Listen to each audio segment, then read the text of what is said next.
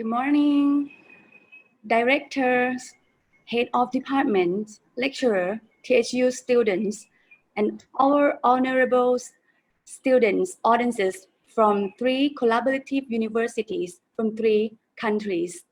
The University Malaysia Police from Malaysia or the UNIMAP, the University Sasiokola Aceh from Indonesia, and Thaksin University or the TSU from Thailand. First of all, I'd like to extend our warmest to all of you for the official opening ceremony.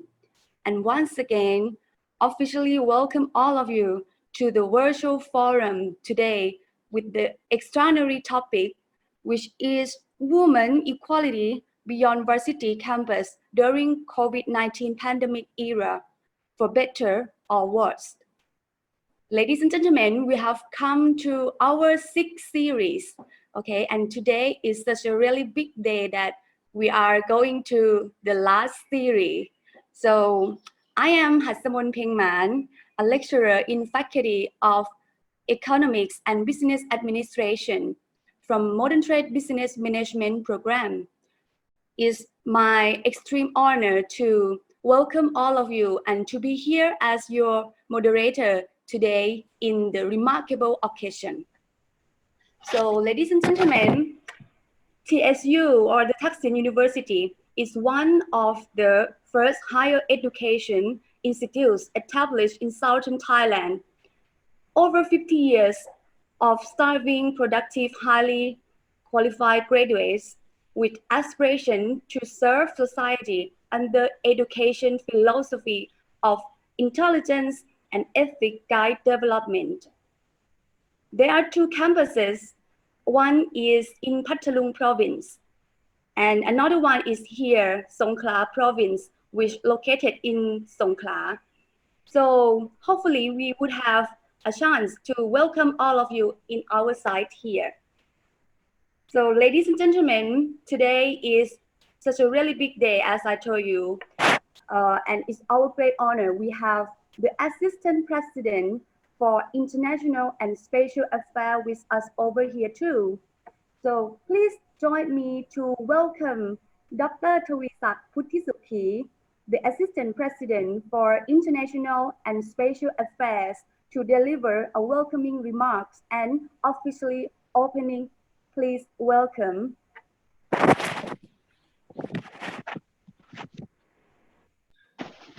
Thank you very much, my dear colleague from Kuala and from UNIMAP in Malaysia. It is our great moment that we have occasion to meet regularly at this moment. And even though we try to wait for a long time, so since several months, for having physical contact, meaning that to have the meeting, direct meeting, that we can be present on the place, but we, since almost 1 year already, that we are cut off that physical meetings. So online based activities, what the so-called our initiative of the 3 universities. And on behalf of Thaksin University, who is the host of 6th session of exchange, so-called Teen Talk exchange of our students from the 3 countries, and we will finalize this year the pilot project. And it doesn't mean that when the pilot project is terminated by the end of the year, we have some more things that we have learned through organization of this activity, and we have more initiate idea to be launched for the coming period again. And this time we have the topic very attractive one that I am very eager to listen the idea of the exchange of our students, because all students participant of this meeting, you are the future of southern regional Asian region also. Learning is basically important for you, and sharing is basic activity that you have promote opportunity to this. And the topic women equality beyond varsity campus during the COVID-19 pandemic period is attractive attractive topic that I would like to listen to, and perhaps attentively the idea of the young people, because women issue is a long time very discussed everywhere in the world of all continents, and women issue is treated by many culture, by many traditions, and by many period of times, and important of human role in developments in the world today is no more denied by no one. So it is the good opportunity that I open on behalf of Thaksin University, the host of Teen Talk program, the final sessions to open the exchange this time. Thank you very much. Thank you very much for your meaningful statement, as today is our greatest honor to strengthen a kind collaboration for further academic issue, which will be most advantageous for all of us. So, honored guests, are you still listening to me? Okay. Before we start, I'd like to make sure you guys know each other. So first, may I invite our host team member from University Thaksin to introduce themselves. So please welcome.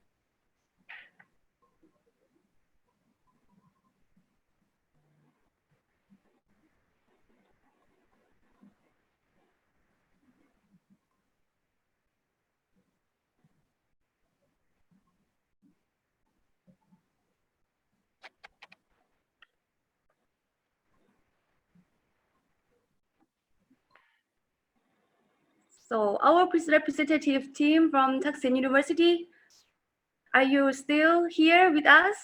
So we are seeing your nice pictures. There are 5 teams, okay, 5 members in the team from Faculty of Education English major. Okay, so next, let me move to next university to introduce and presenting their team member. So let me request for the University Malaysia Police. Please welcome.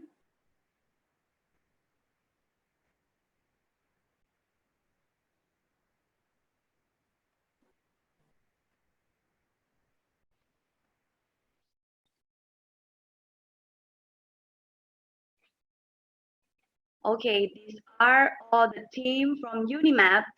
There are also 5 people from many majorings. I see from someone from Faculty of Chemical Engineering Technology, from Faculty of Applied and Human Sciences, from Chemical Engineering Technology.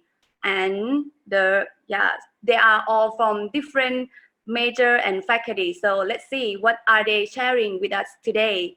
So thank you, UNIMAP. Let me now introduce the last team for the University Sasya Kola Aceh from Indonesia. Please join us.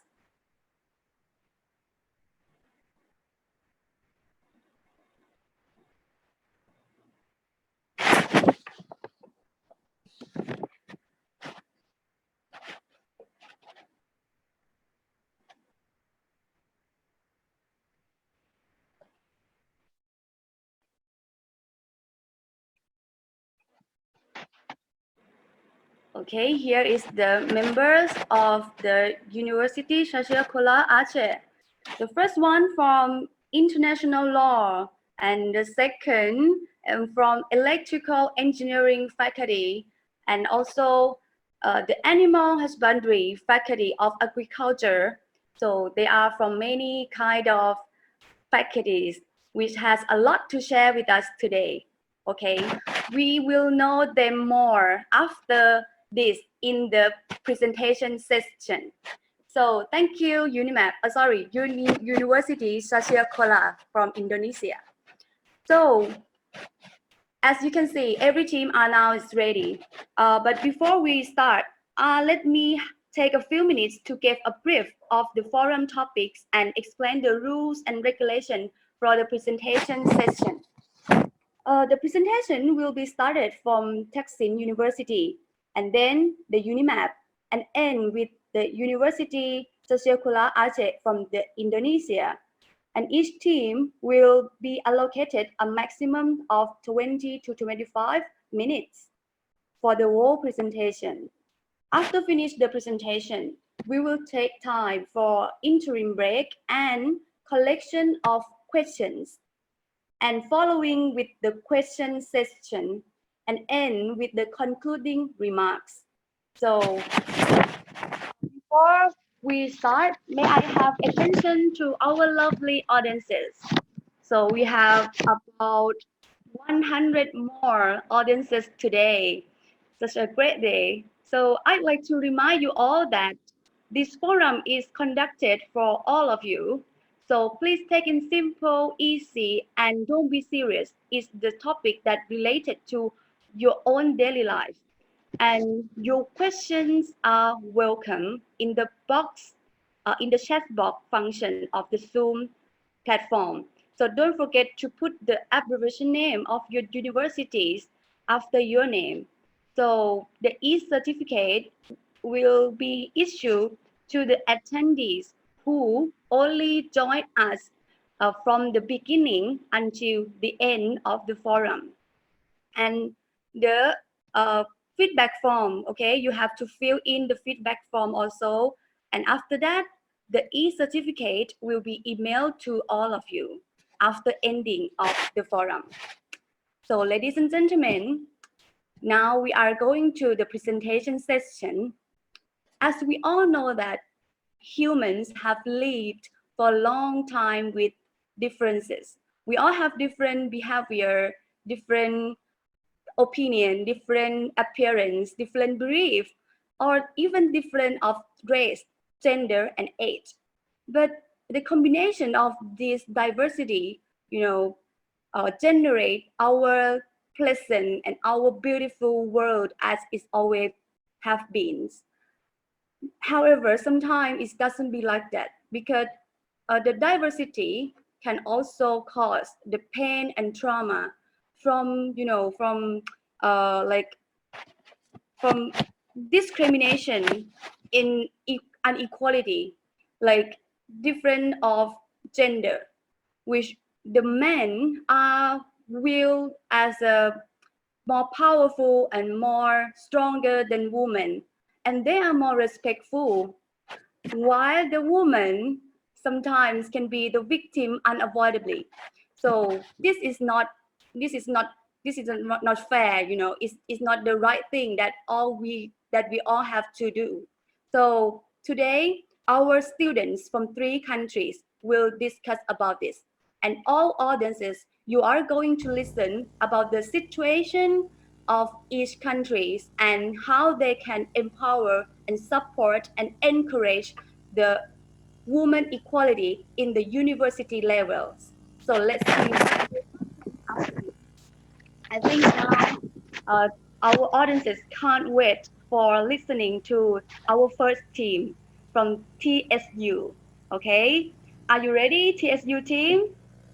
So I think now the audience are ready, and the presenters also really ready to join us and exchange some idea. So please welcome the first team from TSU.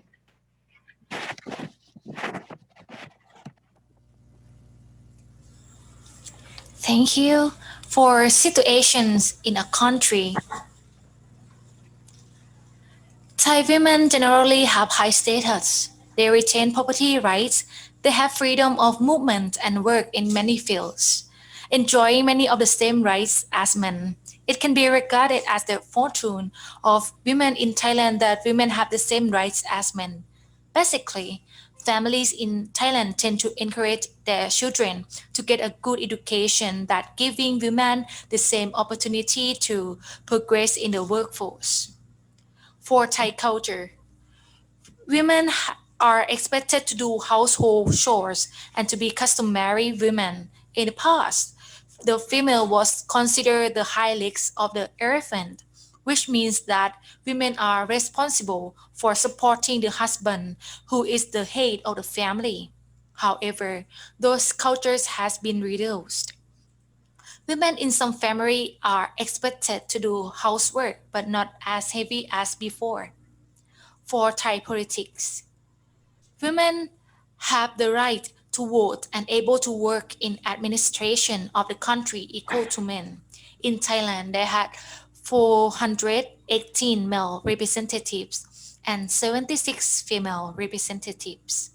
When bringing the number of female representatives of Thailand compared to many countries, it may be considered that Thailand still has a small number of female representatives. However, this is a good sign that women have taken a role in the administration of the country. In the parliament, I still see that it still has a verbal harassment. Like male of the representatives always say, "Hi, beautiful girl." Shaw Panika, who come from the Future Forward Party, she used to say that she came to the parliament with her talent, not her beautiful face. And the dress of the female representatives of the parliament is often criticized by society. For Thai society, Thai women are equal to men. The number of women study was about the same as men. The law forcing whether a man or woman must complete 15 years of compulsory education. Moreover, pregnant students can still attend school. We cannot deny that pregnant women also deserve the same rights as others.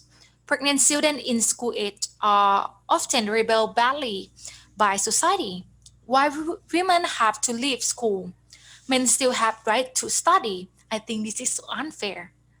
Nowadays, Thai law allows these women can continue to study. It shows that our country has gender equality. For Thai economy, the labor law guarantee for there is equality in the economy. Moreover, it encourages women to participate in the economy. Mr. Putpong Nuttaisong, the director of the National Statistical Office, found that the number of occupation in which women are employed than males are clerks and service workers. Some professions are suitable for males, such as technicians, engineering, and architects, and so forth, but females have a higher proportion of workers in this field than males. Let's move to the next topic, represented by Nampung. Thank you, Gabby. That brings me to the beginning of my presentation. Then I'll mention problem in education level and employment. Human rights emergency say girls in developing countries are hard hit from the outbreak of COVID-19 more than boys in the same area. So the campaign for female Education or CMFED released a report of COVID-19 situation on the welfare of girls in developing countries and found that there is a list of having to marry and have premature children, a lack of educational opportunity from the epidemic and lack of COVID-19. Another survey from the Center for Global Development or CGD found that 78% of the survey were concerned that the COVID-19 school shutdown, which affect on increasing violence in children, especially in girls. The CGD study also found that the girls were more involved in household chores more than boys, saying that they didn't attend school. And another 40% found that marriage and premature marriage issues were of concern during the period's COVID-19 outbreak. The effects of COVID-19 outbreak are common in most countries around the world. We believe that COVID-19 outbreak is considered to be the main cause is the severe deterioration in Thailand's economy and labor market. This is, for example, which female workers are exactly affect such as market vendor. And next one is the during lockdown. Then Thai government and Ministry of Public Health has attempted to prevent the spread of coronavirus or COVID-19. So they honor many places and workplaces to close in order to stop the spread of infection. Started on 22nd March 2020, which includes both working place and earning income, and also including educational institutions, all level and nursery. And that is why World Health Organization chooses Thailand as a model for handling COVID-19. Due to spending more time in the house together, so the deadly virus spread just a few months, that immediately bring the situation of domestic violence.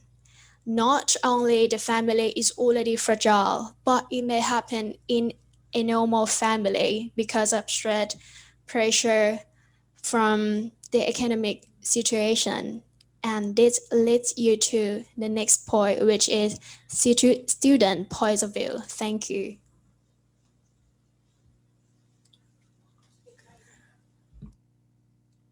Okay, I'm going to talk about student point of view toward women inequality. Women are facing some issues related to inequality. People cannot deny that problems still occur throughout many countries. After interviewing 20 Thai people, our group found that there are still problems occurring in Thailand. First problem is people should sport give more job and career to women because nowadays women applying for military and police department. Women have a better ability and power as men.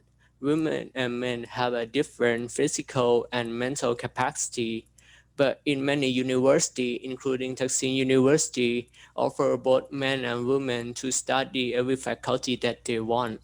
The second problem, a woman role, are important in a family from the past until now. For example, taking care of children, buying some food, cleaning the house, and cooking food for the family.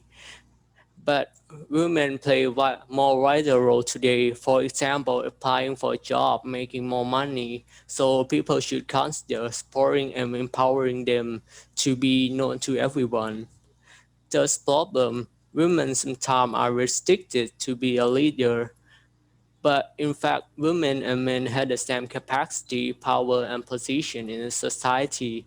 People have an attitude that women are less power and leadership than men.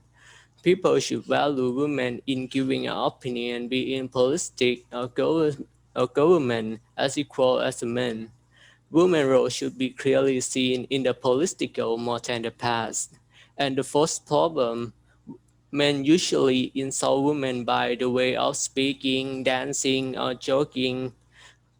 Some men feel superior when they demand a woman and they don't want to lose their position. But in fact, we are all humanity. We should treat them as the same and equally. Next, we will move to good practices in Thailand, represented by RT. Thank you, Bloom. Okay, let's move on to the good practices in Thailand.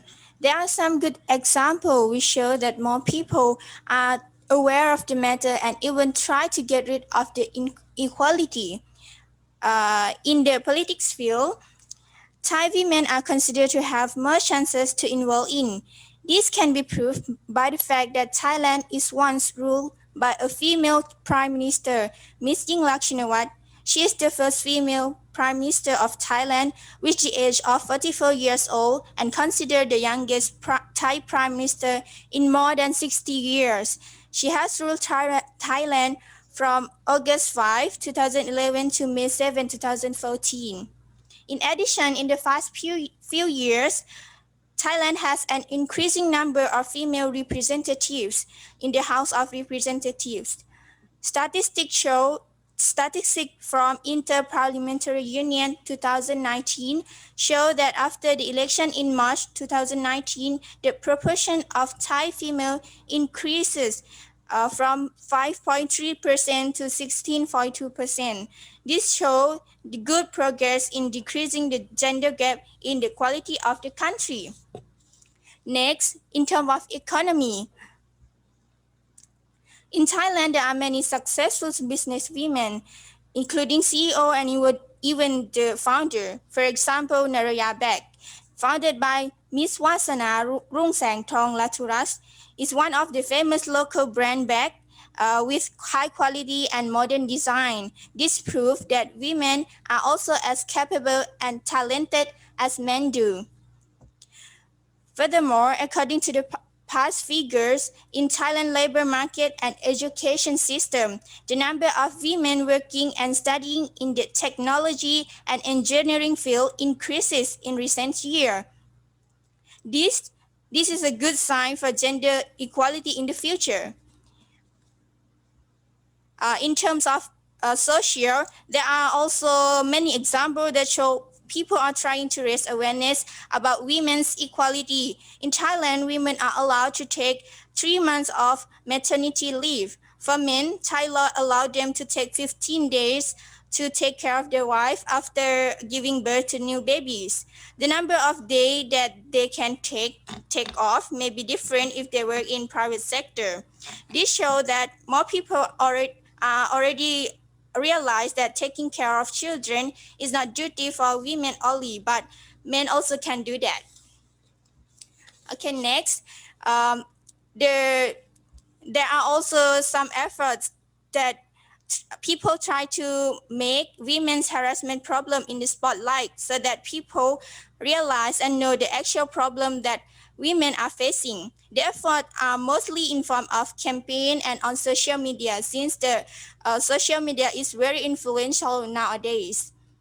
For example, the Thai Concern, a website on the internet and a web page on Facebook allow people to have been subjected to social violence to tell the story. Next, Don't Tell Me How to Dress campaign. This campaign has set up by a Thai famous model, Cindy Sirinya Bishop. The campaign also includes exhibition of clothing items which mostly weren't too sexy or showing skin that different women are wearing at the time of harassment and sexual abuse. This campaign also aimed to eliminate sexual harassment and reduce insults on women who are the victim of the action. Another example is Free from Fear page, which is also a Thai page on Facebook. This page built an understanding of topic of violence in women for the young generation. However, the main purpose of all campaigns and web pages is to raise awareness of violence in women for people in the society and tell them not to admit that violence in marriage and sexual violence is a personal problem that other people should not care about. To sum it up, according to all good examples of women's equality that happen in Thailand, I think that women's equality in Thailand is getting better. I also hope that more and more people in the society will pay attention to this matter so that quality of women's life in Thailand will increase. Thank you. So the next topic will presented by Ne. Thank you, RT. Let's move to the last topic, which is how can student or new generation promote women empowerment in university and society? There are three main things in this topic.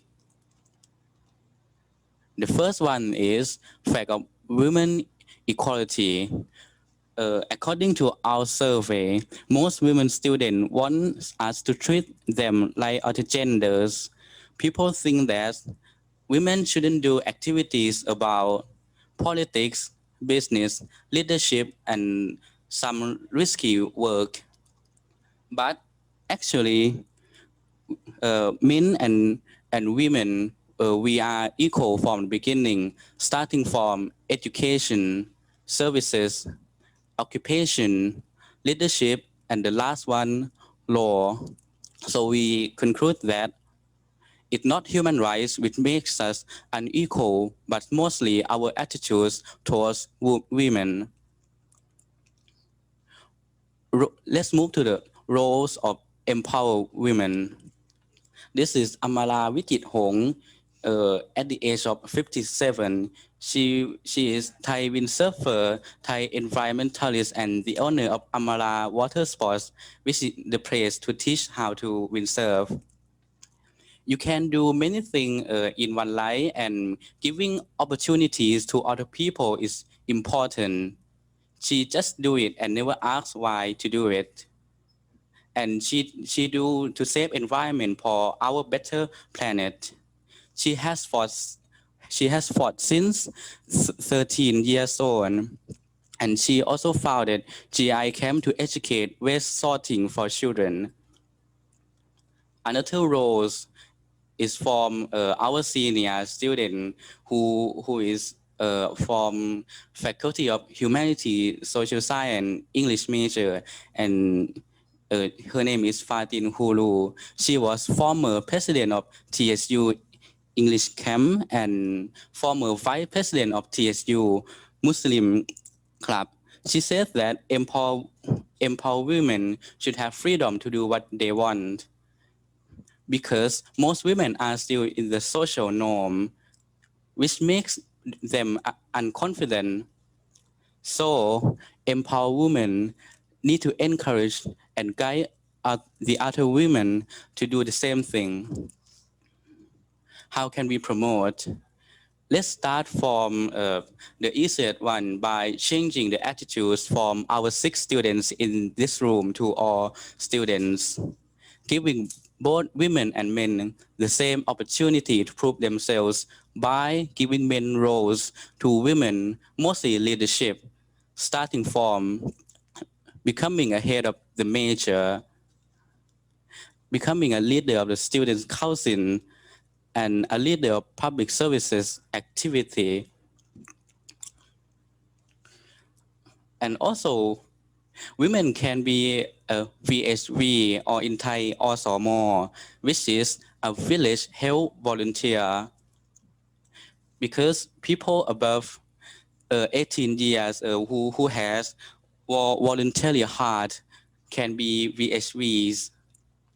VHVs are performing good roles during the COVID-19 pandemic, and as if the army against the COVID-19, they prevented outsiders without permission from entering into the village.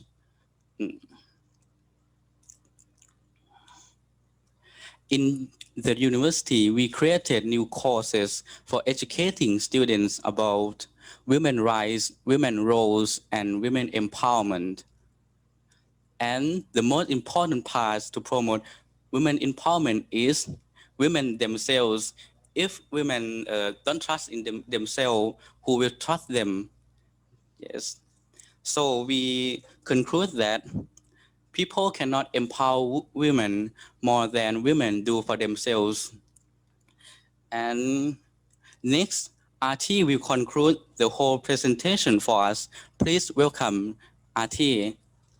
Okay, all in all, women's equality in Thailand is better compared to the past since more people are aware of the matter.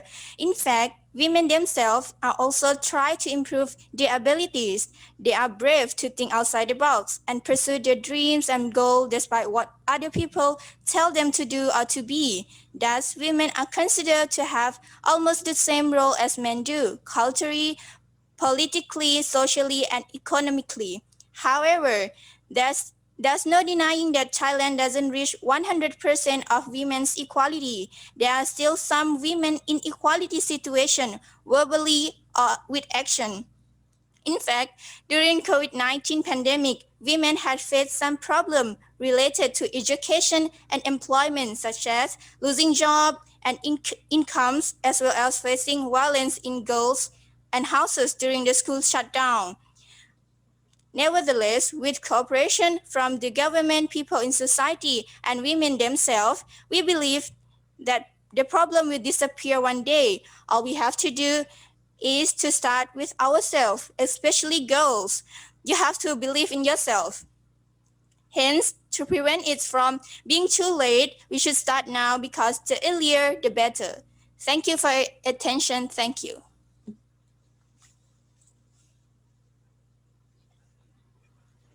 Thank you, the first team from TSU. You have done very good job and good presentation. So what you present is interesting. So overall of Thai society now maybe is better than before because we all are more consider about the woman equality as you gave us example. But by the way, sometimes especially in this COVID-19, like you discussed, so we all got tensions, got like anxiety, and every serious thing coming. So maybe women can be the victim, like the violence from the family, or can be the the, the verbal harassment. Okay, so however, like what you said now is very interesting about the woman should be like confident in themselves to present how beautiful they are and how it mean that how wealthy and meaningful of the world that woman can present. So this is very impressive presentation for me. Okay, so now let's move to the next team from the UNIMAP. We are going to see and watch them how is it the situation in Malaysia. So please welcome.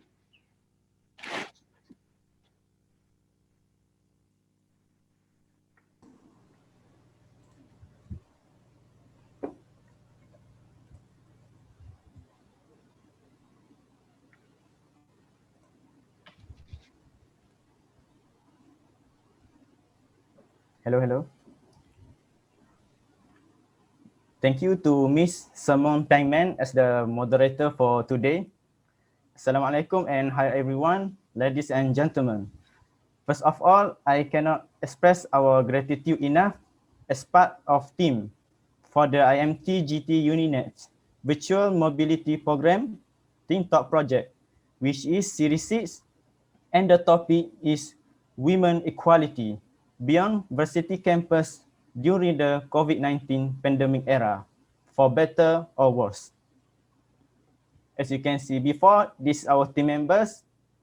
And I forgot to introduce myself first. My name is Tuan Muhammad Syafiq, and my team is from Rita, Vino, Malini, and Arsha. Regarding to this presentation, we have 8 presentation outline for this topic. And for my part, I will talk about the introduction and the situation in Malaysia. And the others will be presented by my team members. Women should be discriminated. Women should stay at home. Women should not get education. Women should do all the housework women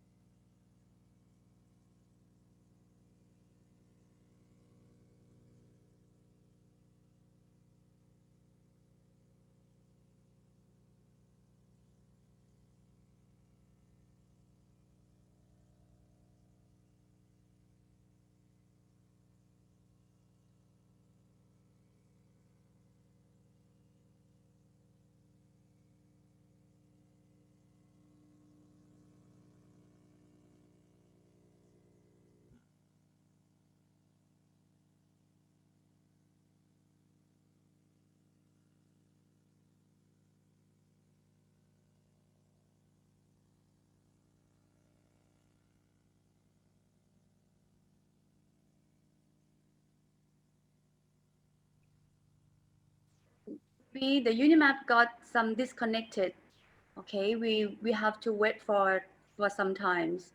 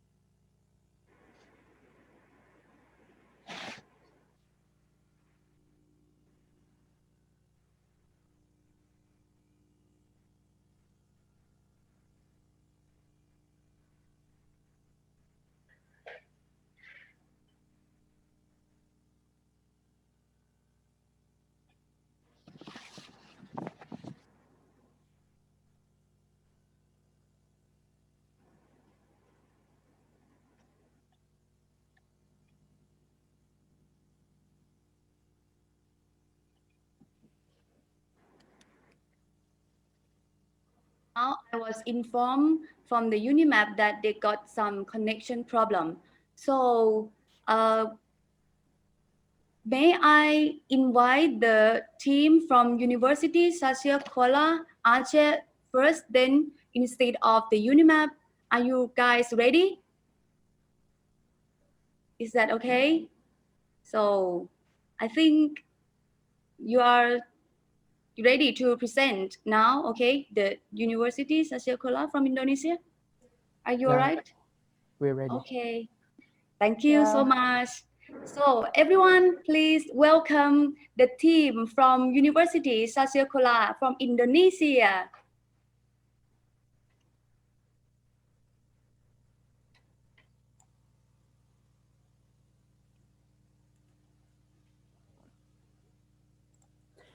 Okay, Assalamualaikum warahmatullahi wabarakatuh.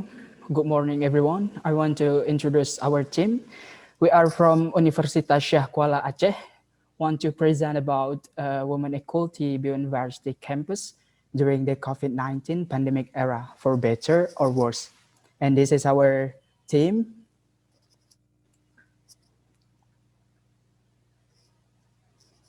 And this is our table of contents.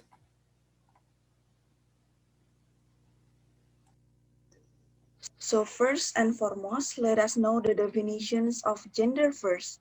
So gender refers to the roles and responsibilities of men and women that are created in our families or societies and our cultures. So the concept of genders actually includes the expectations held about certain characteristics, aptitudes, and likely behavior of both men and women, or sometimes it refers to femininity or masculinity. So they can change over time and they are vary between cultures. System of social differentiation such as political status, class, ethnicity, physical and mental disability, age, and more can modify these gender roles. Thus, the concept of gender is highly vital because it applies to social analysis. It reveals how men's subordinations or maybe man dominations is actually only socially constructed. As such, the subordinations can be changed or ended. It is not biologically predetermined nor it is fixed forever. So after knowing the definitions of gender, furthermore, we would like to discuss about gender equality. So gender equality means that women and men have equal conditions for realizing their full human rights and for contributing to and benefiting from economic, social, cultural, and political development. Gender equality is therefore the equal valuing by society of the similarities, but not only similarities, but also the differences of men and women, including the roles that they play. So it is based on men and women being full partners in their homes, in the community, and in their society, including in varsity level and during the pandemic COVID-19 era. So maybe some of you have known the figure of Emma Watson. She is known as Hermione in Harry Potter, but she is actually also one of the United Nations Women Goodwill Ambassador. That she stated that both men and women should feel free to be sensitive. Both men and women should feel free to be strong. And it is time for all of us to perceive gender on a spectrum, not as two opposing sets of ideas. And only by that, we can achieve the Sustainable Development Goals, particularly goals number 5 regarding to end all discriminations against women and girls. Next. Situation in our country. The roles of women in Indonesia today are being affected by many factors, including increased modernization, globalization, improved education, and advance in technology. In advancing technology, the role of women is also involved in it. We can see that many women are involved in advancing technology, such as Catherine Hindra Sucahyo as Director of Zalora Indonesia, Putri Kuswinu Wadrani as CEO Mustika Ratu, where Mustika Ratu is a company that produces cosmetics and many more. Next. Many Indonesian women chose to reside in cities instead of staying in township to perform agricultural work because of personal, education, family-related necessities, and economic requirements. These women are moving away from the traditional dictators of Indonesian culture, wherein women act simply and solely as wives and mothers. At present, the women of Indonesia are also venturing actively into the realm of national development and working as active members of organizations that focus and act on women's issues and concerns. Next. We realize that there is this convention on the elimination of all form of discrimination against women in international convention. Until Indonesia in 1984 has seen and implement the national law against the CEDAW itself.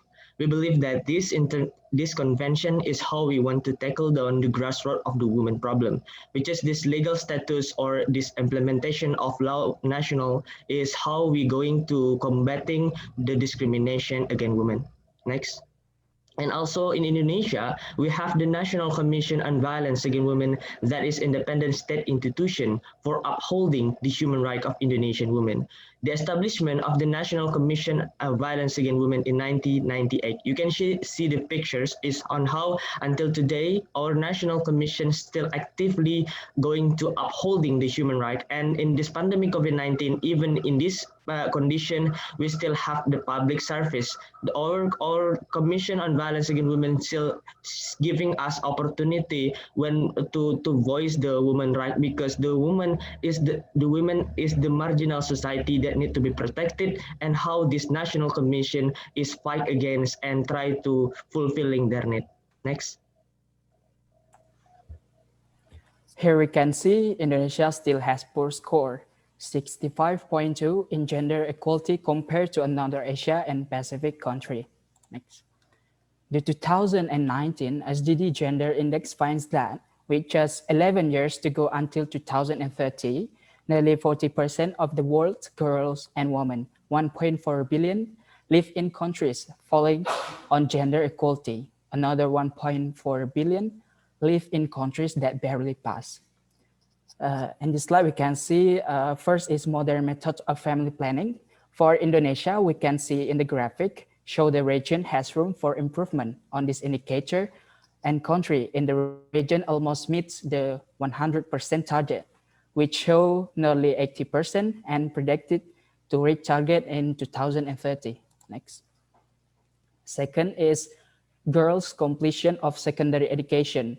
On SGD4 education, for example, the 6 top scoring countries in the region on the index score over 90, while in Indonesia, still in low scoring country on this goal, which is below 60% of women aged 20 to 24 years who completed secondary education and relatively low rate of female literacy. Next. And the third is proportion of ministerial or senior government position held by women. While several Asian countries have elected female heads of government in recent years, including New Zealand, South Korea, Taiwan, and Thailand, the region is the second worst performer globally on the measure of women's ability to rise to the top ranks of national government. Next. Fourth, women's perception of their personal safety. The percentage of women aged above 15 years who reported that they feel safe walking alone at night in the city or area where you live. For Indonesia, we can see in 2018 on this indicator show below that 80%, but has negative development because decreasing in the number over the year. Next. And the last is law on workplace. Women's ability to participate equally in the workplace is linked to their agency, household decision-making power, financial well-being, and physical safety in the workplace. In Indonesia, shown 80 point in the graphics, which not improve over the year and has negative development. Next. However, according to the 2016 Women's Health and Life Experiences survey, 1 in 3 women aged 15 until 64 years in Indonesia reported that she had experienced or sexual violence in her lifetime. Women also face legal barriers and discrimination in the economy at 51% in 2017. Indonesia's female labor force participation rate was well below that for males, around 80%, and lower than average for countries at a comparable stage of development. According to a recent study, the main drivers of low female labor force participation in Indonesia are marriage, having children under the age of 2 in the household, low educational attainment below upper secondary and tertiary levels, and a changing economic structure that has seen a decline in the sector of agriculture as a result of immigration from rural to urban areas in particular. This, we found it necessary for Indonesia to sign the Elimination of Sexual Violence Bill to be one of the tools to accommodate all of gender-based issue and prevent violent cases that target women as vulnerable stakeholders in the future. In this example, we can see 2 in 5 ever partner women have experienced at least one of the following violence: physical, sexual, emotional, and economic. And cases of physical or sexual violence are highest among women of higher, such as high school or higher. Next. Problems in education and employment level. Next. We all know that COVID-19 has created problems in several work lives of sections. So now I will talk about the problems that it has created in education level and employment. Women are going to be fired during the COVID-19 pandemic, and some of their families depend on them. COVID-19 will contribute to the worsening of gender equality and poverty gaps. Women who are poor and marginalized face an even higher risk of COVID-19 transmission and fatalities, loss of livelihood, and increase in violence. Globally, 70% of health workers and first responders are women, and yet they are not at par with their male counterparts at 28%. The gender pay gap in the health sector is higher than the overall gender pay gap, that is 16%. So we all know that COVID-19 has created the largest disruption of education system in history, affecting nearly 1.6 billion learners in more than 190 countries and all continents. So the closure of schools and other learning spaces have impacted in 94% of the student world population, most especially for the females. And it has reduced the vulnerability of many of the vulnerable children. It has reduced their opportunity, especially the youths, the adults, and the females. Because at the end of the day, students from privileged backgrounds will be supported by their parents to get alternative learning opportunities, while students from disadvantaged backgrounds or less privileged backgrounds will remain shut out when schools are shut down. So we now talk about the problems that it also caused in employment level. It is revealed that COVID-19 has exposed women to economic shock, and it has deepened the inequalities that has been existing in the world since before the COVID-19 pandemic, which is likely to reverse the progress in achieving the sustainable development goals. And 4 times as many women as men have dropped out of the labor force during this COVID-19 pandemic. And this validates the prediction that COVID-19 impact have on women. The reason why these women drop out of the labor force are because women are family carers. They take care of the children, they take care of the sick ones. And due to the closure of schools and daycares, along with the reduced availability of outside help, have left months of additional work for these women. And also because of the social distancing measures that are taken to prevent the spread of the virus, women who do petty trading or have family businesses have lost 50% or more of their customers, driving a disproportionate number of women on employment as compared to men. And when we talk about domestic workers too, that is the women who clean our offices and clean our schools. During the lockdown, most of those women, 80% of them lost their job because when everybody stays at home, they have to send the domestic workers packing. Next. And what we are caring about the issue of this woman is that the other case is how it will be running business very hard in this pandemic situation, and how some of the women is tend to be the family's need. They need to fulfill the family's need, and the family is depend on them. When looking on this problem, when the women is running business hard in this situation, it's not only the problem for the woman itself, but it is how the problem to the family, because the family depends on them. And this situation is being concerned because of what we are looking for is that the women is the marginal society that need to be protected on how they will be so hard to running their business in this condition. And the other problem that we're looking for is how the inequality at home and unpaid care. Whether in this pandemic COVID-19, we are understanding the situation is very so changed that people doing working from home and so on and so forth. And the problem is that the women having more job in house, and this can be tend to be inequality at homes. And then the next problem of the sector is that according to the National Commission on a Violation Against Women has declared that in this latest 5 years, there are more than 40,000 cases of women rights, which is in this pandemic of COVID-19, it reached over 100 cases. Means that this pandemic COVID-19 situation is not always bring us a good family time each other, but somehow it can be tend to be the violation against women, which is the woman can be violated more and have to be tend to be according to the data that we have talking before. Next. Student point of view. One of things that we can see against this issue is how women still rare to be leader organization in campus, because social stigma still arguing that men is more capable than women in their perspective. But we think this way is how people refer to gender rather than quality to decide someone is capable or not to do something. In engineering faculty is mostly male because students are required to do more work in the field in completing some coursework. But I don't think that applies. It all depends on her as long as she is able to adapt to undergoing his studies at his campus. Next. Female student lack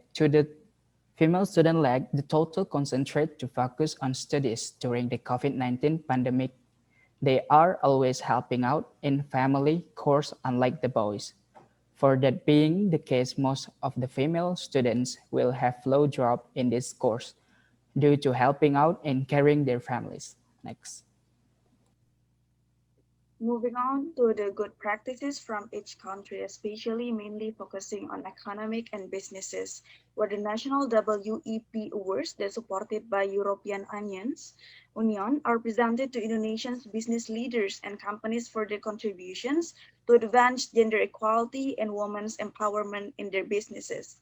The awards are actually part of the 2020 United Nations Women Asia Pacific WEP Awards, where it is the first award initiative in Asia Pacific to recognize exemplary business practice for gender equality and inspire others to take actions to involve females in business and also economic. But not only the awards, but also Indonesia Ministry of Finance, which is also a woman, Mr. Dr. Sri Mulyana Indrawati, has stated in her opening and welcoming remarks that gender equality and women's empowerment are actually highly crucial in strengthening the national economy.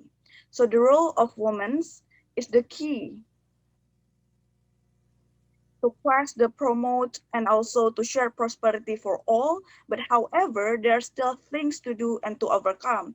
As she also stated that it is the time for everyone to encourage and congratulate the business leaders and players who believe in promoting gender equality, not only because it is the right thing to do, but also because it is contributing to the economy and also global prosperity. Next.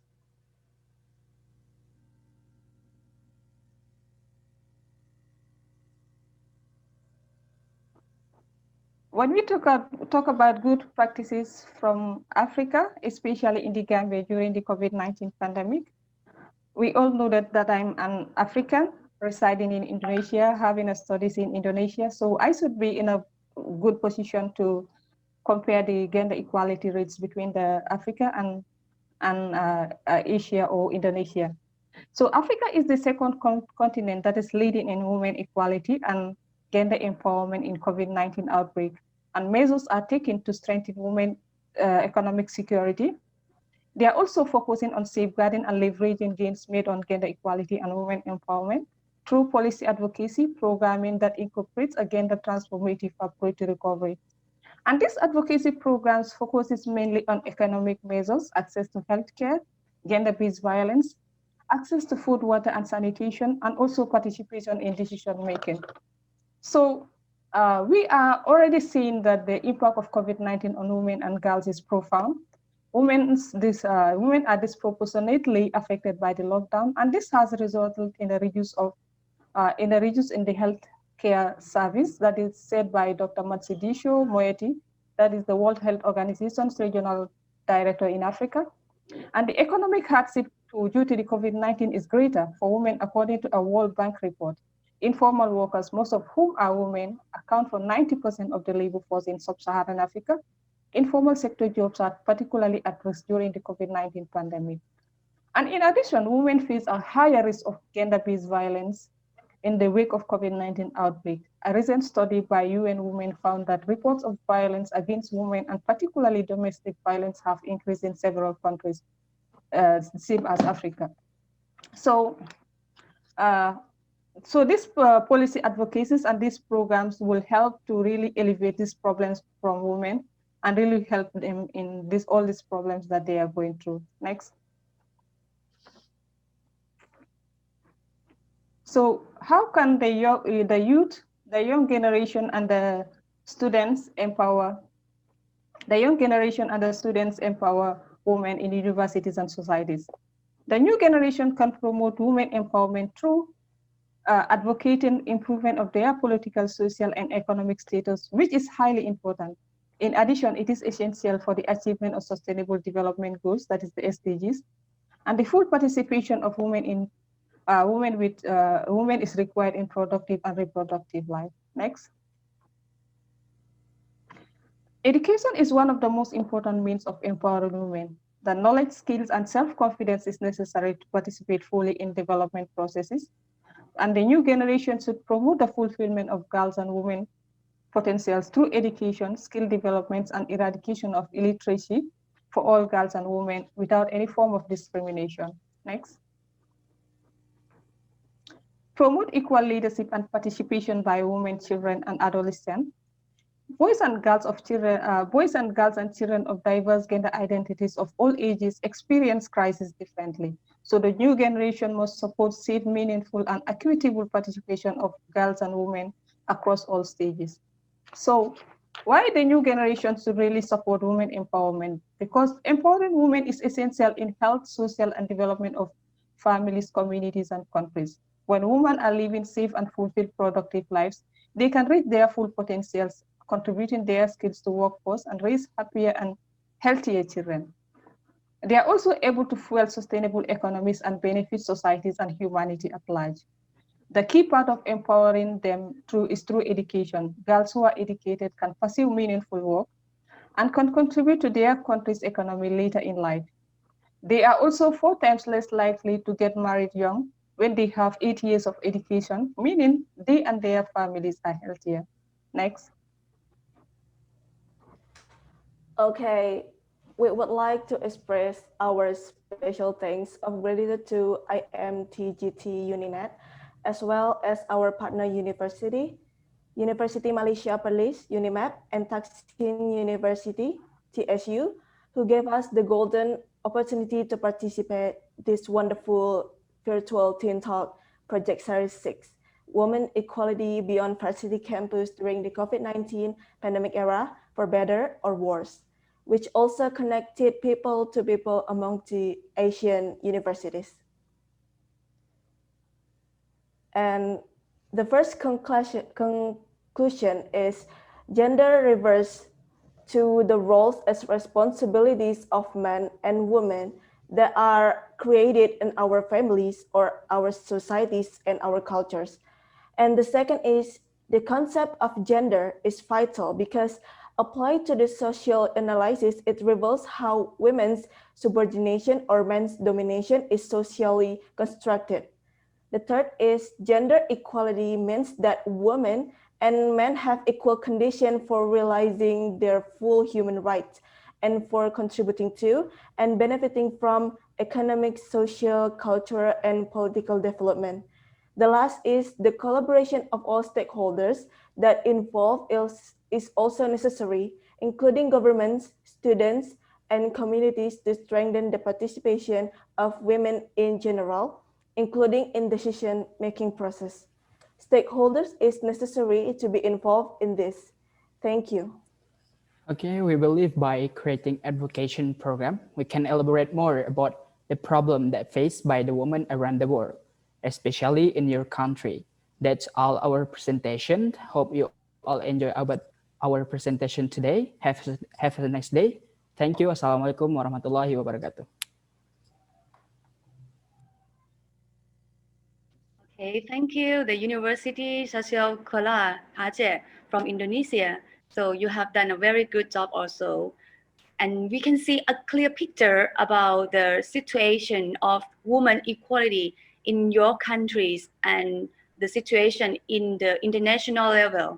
So from many figures and statistics that you have shown us, it seems like now the situation going to be good and to be improved.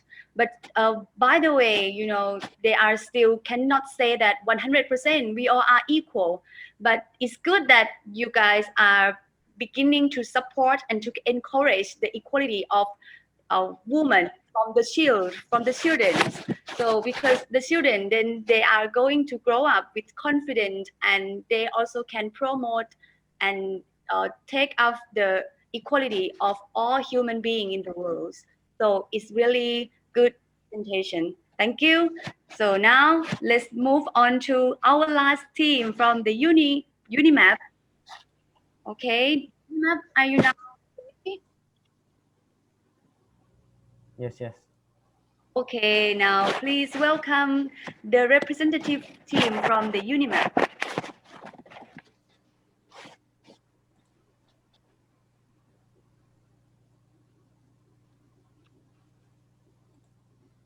Jangan masuk, saya tak.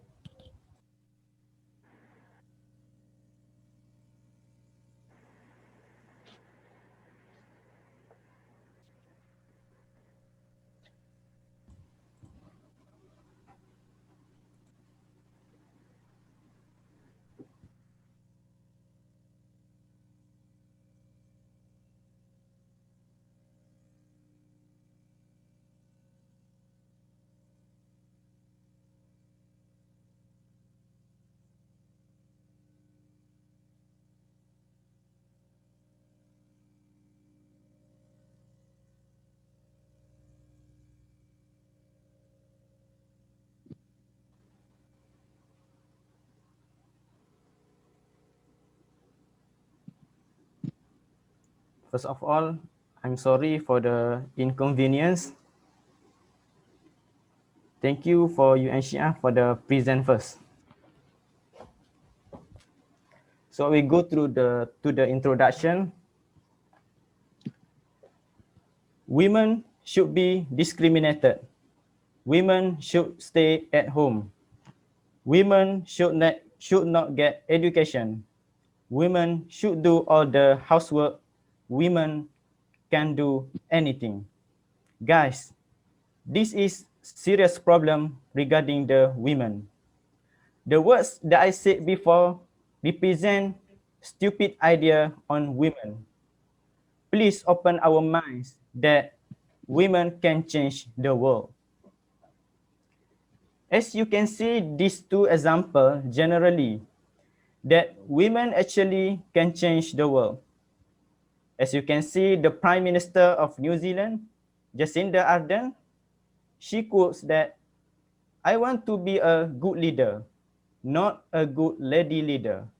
I don't want to be known simply as the woman who gave birth."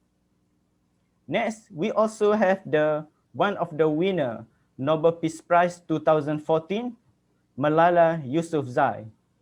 And she also quote that, "If one girl can change the world, what can 130 million girls do?" By that, I can say that women can change the future. So to success, gender is not the problem. Because this example proves that women can be successful.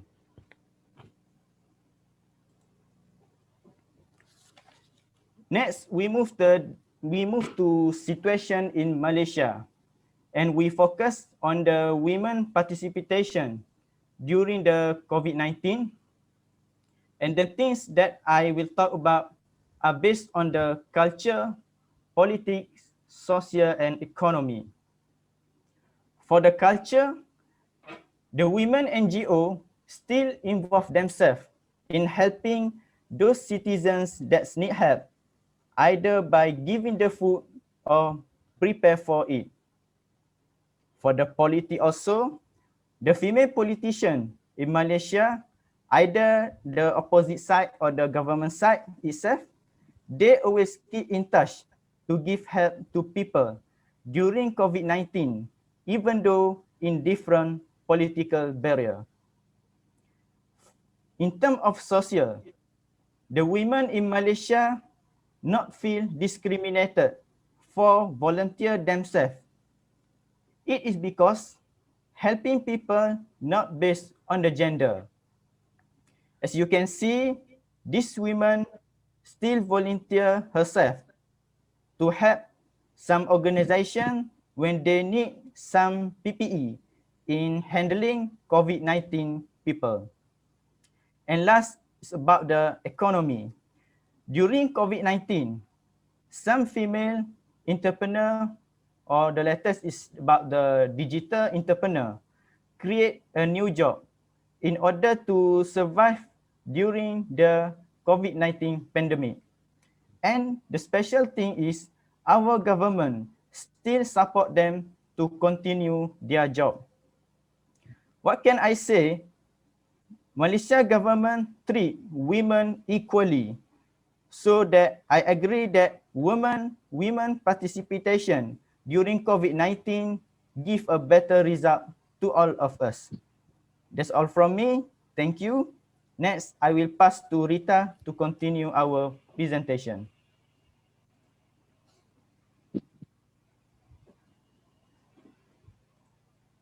Good morning, my name is Rita Gopikrishnan. For today's talk, I'm going to talk about problems women face in education level and employment before and during COVID pandemic era. Before COVID pandemic, there are many typical problems which never meets the end, continuously faced by women all around the world. The country might different, the culture might different, and even the language we use might different. By women with the reach but women face many problems to put their first step on the bridge. family culture, gender gap, requirement cost, child marriage, gender-based violence, and conflict with the crisis are the factors that become obstacles for women to get their education. Believe or not, according to UNICEF, the total number of girls in childhood stand at 12 million per year, while in Malaysia, a total of 543 child marriage recorded from January to September 2020. And this data revealed by the Minister of Women's Family and Community Development. This child marriage totally burns the dreams of young women and prohibits them to get their education. Most of the universities out there requirements if as students this demotivate women talents believe the basic human rights so there is no one have right to prohibit women to get their education. In Malaysia, considering that women are 70% of tertiary education, but still a lot girls not just empowerment, family, parenting, and economic as well. During pandemic COVID-19, many young women forced to take permanent break due to the family members not afford to pay for tuition. When there is a boy and girl, parents decide to send boys to college. Common reason most of the parents give is girls eventually get married, so it's just waste of the money. Now, let we move to the problem faced by women in employment. When talk about the problem in employment, the main issue across the mind is discrimination. There are three types of discrimination. That are gender discrimination, sexual discrimination, and pregnancy discrimination. To get a job, men have higher tendency than women. Many companies willing to hire men rather than women. Even women perform well. Women also not get equal pay as men. Women only earn between 60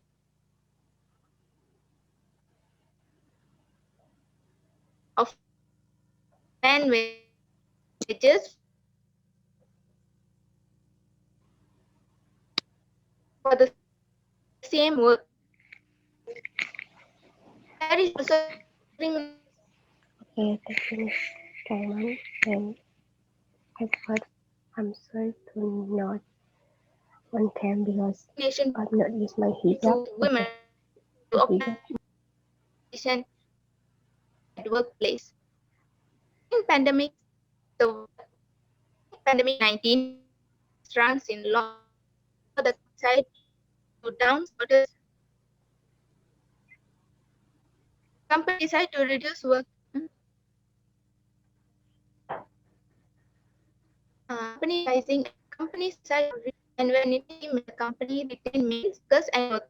Actually, data women in Malaysia more hours men on unpaid career and domestic work at 6.6%, 0.3% respectively. Women were more likely than men to report increased difficulty of caregiving, 32% compared to 20% due to the working from home. That's all from me. Thank you.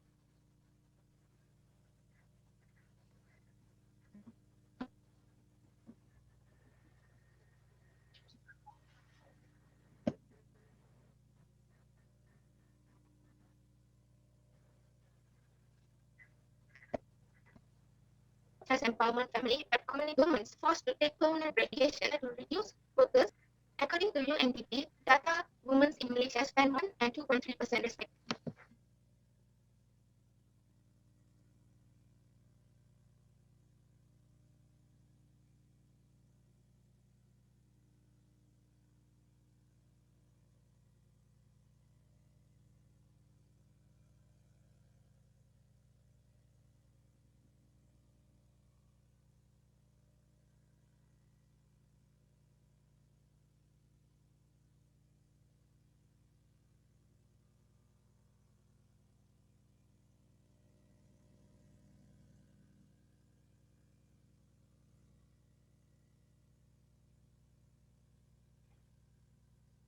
So now maybe the Unimap also face the problem of connection again.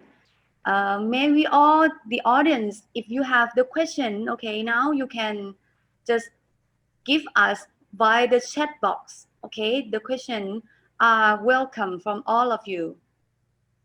And now we have to wait a minute for Unimap.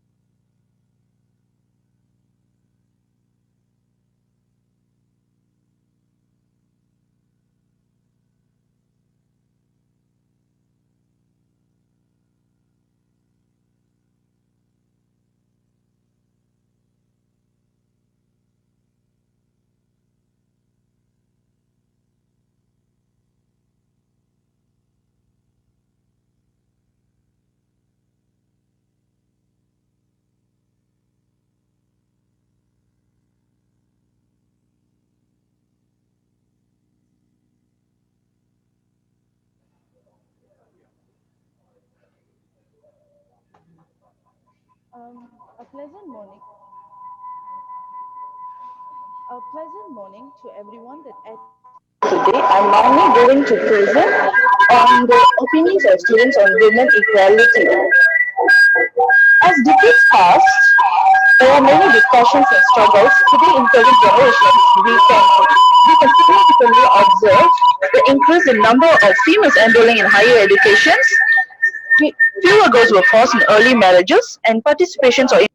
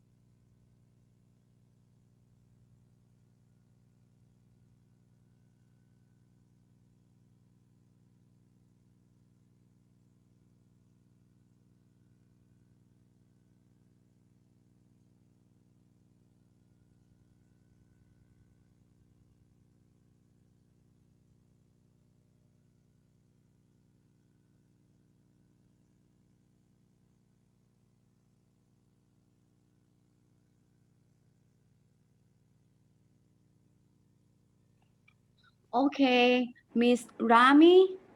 So don't worry. May I invite another presenter of the Unimap, or can we pass this slide to the next topic if you have problem of the voice?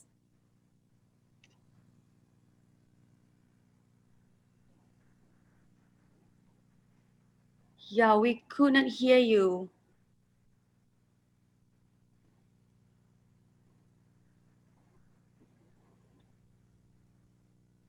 So could we pass to the next presenter? Good morning.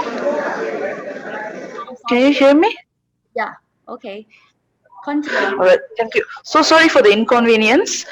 As decades pass over many discussions and struggles, today in present generations, we can significantly observe the increase in number of females enrolling in educational institutions and fewer girls forced in early marriages and the involvement of families in many fields. Yet, although many improvements have been improvised, there are still a widespread of discriminatory laws and social norms that halt the advancement in girls' life. To the next slide. In today's time of period, we have come across many, next slide please. We have come across many news on women inequality and the fate that influence them in their lives. In such cases, socially, violence against women are on rise when the homemakers are blamed to bear the stress of the family. Women being forced to lock down at home, handling the stress of the family instead of going out to fulfill their responsibilities in professions. Due to such cases, women's health deteriorates more than those of men. Even more, during the movement control order or the MCO that been practiced, the pregnancy rates are higher, which changes or alters the idea of women in their career path and making them to focus more on maternal issues instead. Economically, women subjected to a high rate of losing their job compared to men. Hence, they hold insecure jobs or adapt themselves to work for low-paid jobs. Continuing to the next slide, as been discussed previously by presenter Rita, women generally face challenges when it comes to pursuing higher studies. In such cases, religious and cultural norms emphasize or restricts girls' roles in just being a homemaker instead of pursuing their goals or dreams. Furthermore, pressurizing girls in the name of family and responsibility in getting them married or sending them off work also another challenge girls faces in pursuing higher studies. Thirdly, gender stereotypes the society fix on women blaming on their softness in behavior which they acquire by birth. Most of the times, girls are recommended or pushed to do degrees on child development, educations, and mainly medicines or many more service sector instead of degree fields like agriculture and engineering, which are often evaluated and compared to the ability of the men. In the next slide, the situation become even pressurizing when certain girls during the pandemic era. The next slide, please. During the school closures and the postponement of the lessons, the parents and the closest relative often overlook on the importance of the studies and carry themselves away with the religious norm in which they feel like getting married at an early age is better than letting them to resume the studies. Secondly, staying in home with peers, especially in private universities where they accommodate themselves outside the campus, the women are more likely to expose themselves to sexual assaults. Meanwhile, there's still a group of society that believe that women violating norms or going against the cultural norms are inviting rape or manifesting themselves to hostile sexisms and gender-based violence. Finally, the difficulty in engaging with opposite sex supervisors or lecturers in studies will lead to the poor performance in studies by the women students.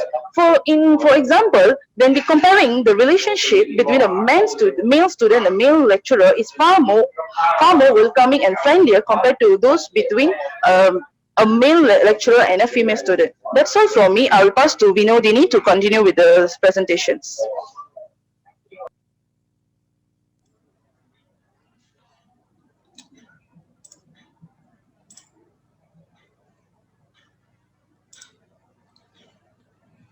Okay, thank you for your explanation, Ms. Malini.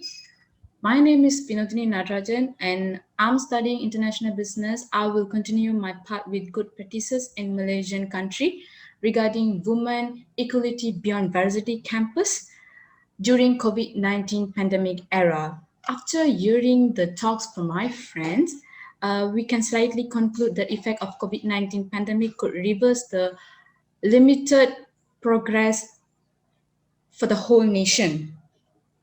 Despite the laws, Malaysia still put effort regarding good practices to ensure gender equality and women rights. Countless policies are being crafted for ensure these issues to measure women empowerment. I would like to give small introduction generally regarding these good practices. After the effect of COVID-19 pandemic, UN Women has focused on 5 priorities for women and girls, which is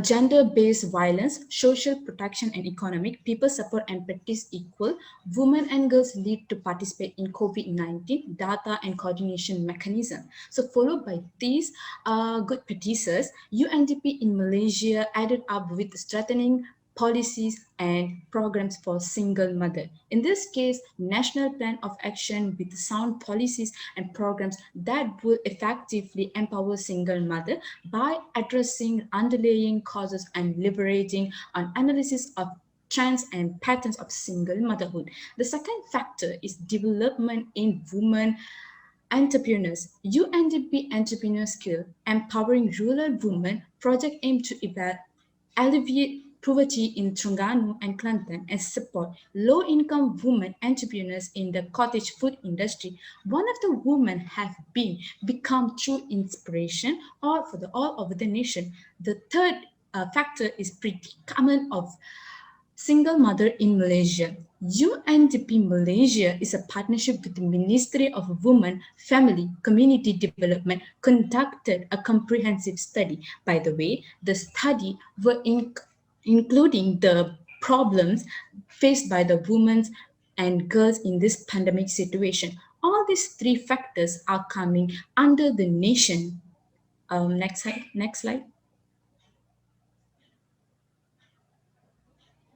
All right. Okay. The next is among we can see in NGOs, there are many NGOs are working after the pandemic, COVID pandemic era, which is COVID-19 situation. So the first and foremost is Women Aid Organization. This pandemic situation, many women are faced with unpaid care burden. Therefore, Women Aid Organization voiced out for policy responses for women's unpaid care burden. And the second is AWAM, also known as All Women Action Society. AWAM launched the Telenity helpline to provide counseling and legal aid services to survivors to the gender-based violence, including domestic rape and sexual assault and sexual harassment. The third is PT Foundation, is for HIV/AIDS education and support program. Its community healthcare clinic not only provides healthcare to the general public, but also the enemies HIV screening. The fourth is Purple Lily Kuching, set up by the Kuching chapter of the Global Volunteer Movement. Purple Lily is committed to empower the women in Sarawak, which is one of the states from Malaysia. So especially those from poor background, and providing life skill training as well as financial education. And the fifth is Women Who Code KL, for tech industry trainings. Women Who Code envisions a world where women are proportionally represented as technical leaders. The last NGOs which I'm going to present is the Asian Pacific Resource and Research Center of Women, also known as ARROW, recently launched an initiative to work with policymakers and civil society organization, improving the lives of women. And next slide. Okay, the next is in a part of a university, the good practices, which is we can see from that is practicing goods with policy on gender equality, commitment and recruiting and promoting women's rights. So as a result, University Sarawak Malaysia ranked as a 59th place, and the credits from the SDGC and all. The last but not least, The good practices that we can see from the in part of the university is we can see that University Tunku Abdul Rahman, which is one of the famous university in Malaysia, launched an organization of women in science for developing which is known as OWSD and Malaysian National Chapter to facilitate the advancement of women in the field of science and technology. All right, that's all from me. I would like to pass the last part of our presentation to Archana.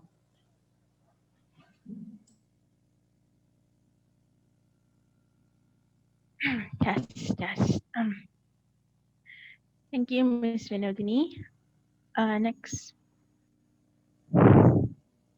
Good morning. My name is Archana, and I'll be presenting on how can students or new generation promote women empowerment in university and in society. Next slide, please. I have listed the main points on how women empowerment can be promoted into three categories, which are global, nation, and university or school.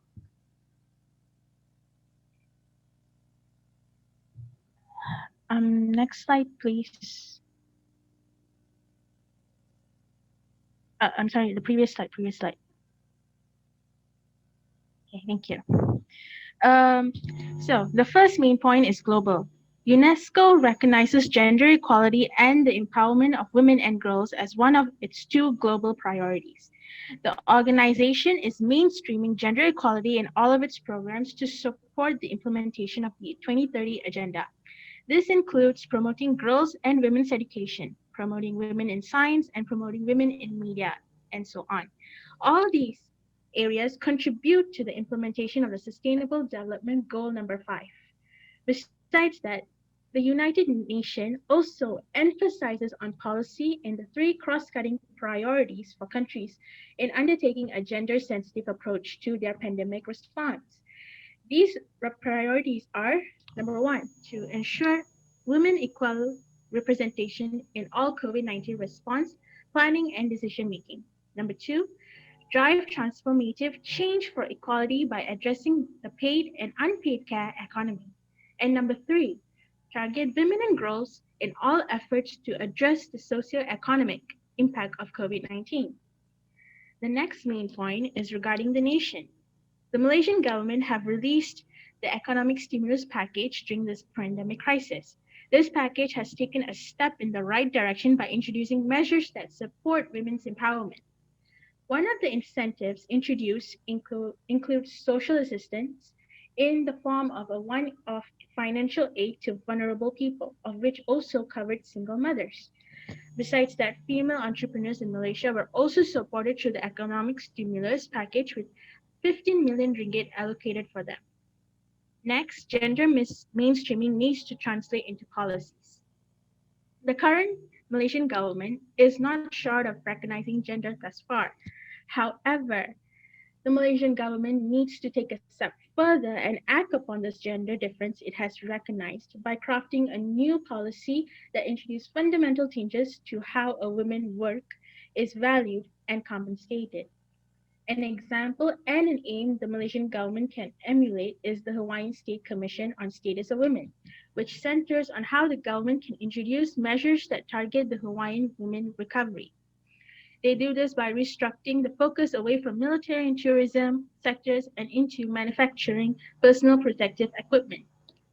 Next, under the budget 2021, which was recently released, showed social welfare aid for the bottom 40% income groups in Malaysia has been increased, with allocation being in accordance with the household income along with the number of children in each household.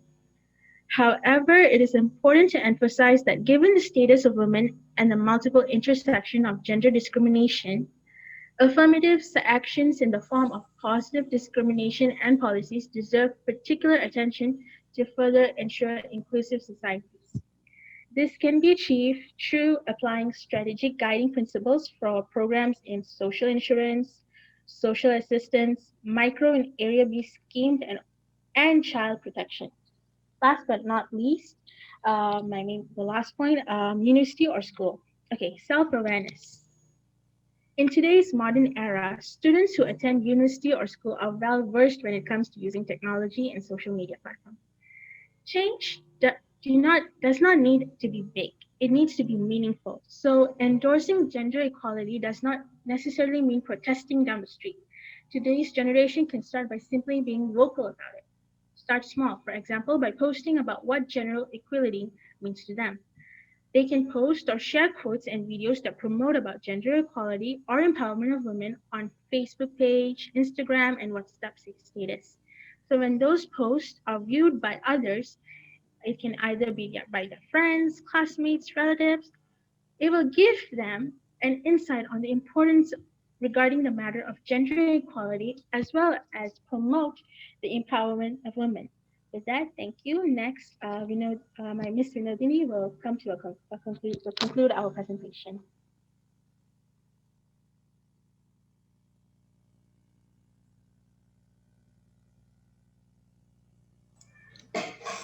All right. In conclusion, women rights also includes gender equity and the strongest foundation for a sustainable world, empowering women by political, economical, and socially in result in advancing gender. So we can see that women are playing a big role in the economic nation in the nation also.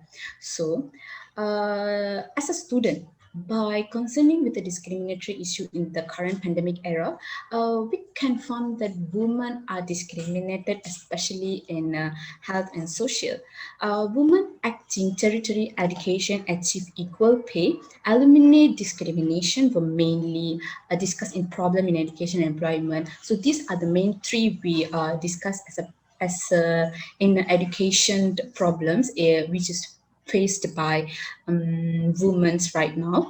And the development good practices and targeted the goal of the women equity of the mitigate to the impact of the pandemic situation to ensure that the woman gets benefit in the future by accompanying with government and non-government agency. So as at present, there are much more non-government agency are working for the women rights and in order to empower the women in the nation. And lastly, provides opportunity for positive action towards long-standing for gender equality to build a beyond world. So all these will make sure the women get empowered in all over the nation. Thank you. That's all from us. Ashna.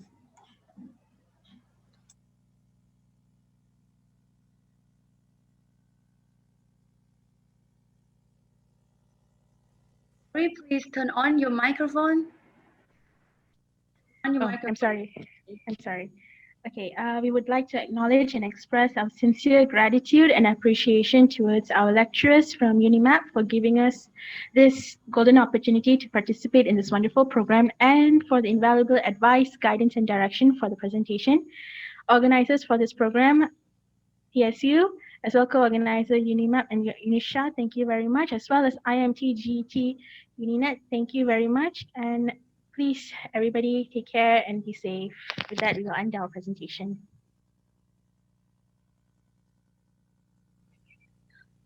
Thank you, the UNIMAP. So your presentation now was done. So we all can see that you have all attention to finish and to present with your sincere and with the good hope to help the world of the woman equality.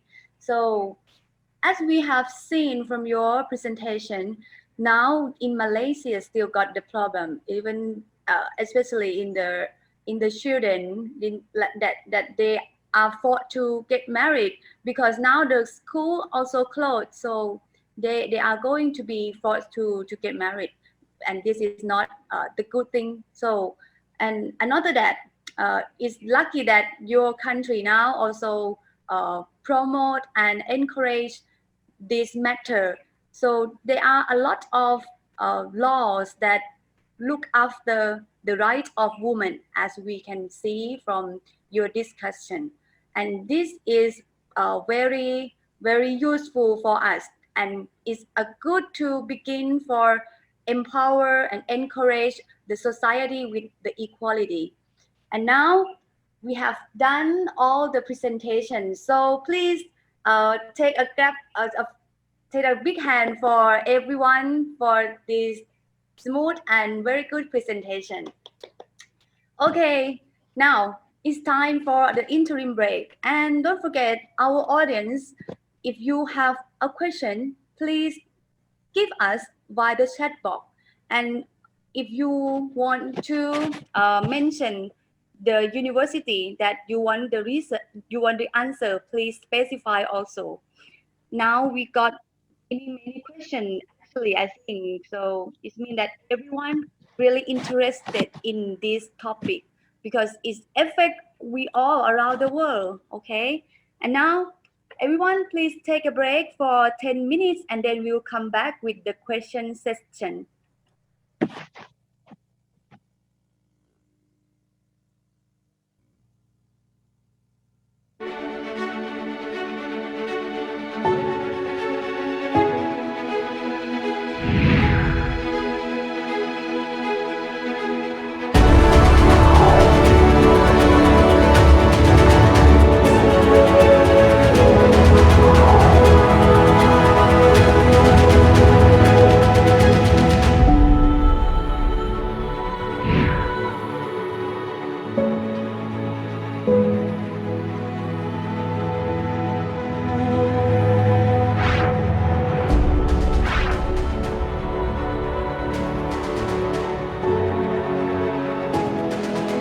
Throughout 50 years since establishment, Thaksin University has been committed to producing quality graduates and research works, as well as taking a major role in various academic service activities to maximize potential for competing at the national and international levels, to create quality research work and to develop and deliberate new knowledge beneficial to communities and societies in order to become a research university in the future.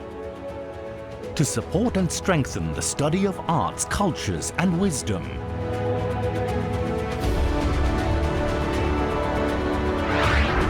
Thaksin University was established from the College of Education under the Ministry of Education, which was previously upgraded from the Advanced Teacher Training School in 1954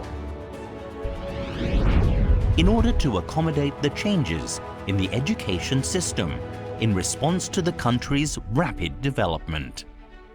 Based on a clear understanding of the unique nature of the southern region in terms of its social, cultural, political and scientific aspects in relation to global contexts.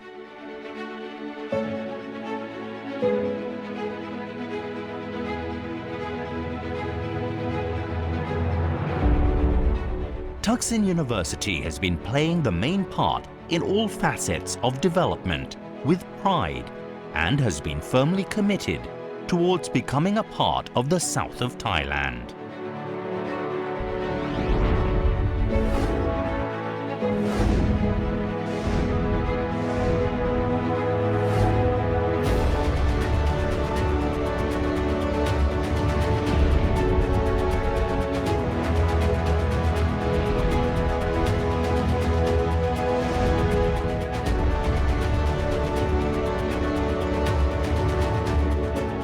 With a strong foundation in producing quality academics for educational institutions at all levels, Thaksin University took on more challenges to establish more faculties and to introduce more subjects to expand its mission to provide academic and professional platforms for future graduates, together with a second campus in Patalung province.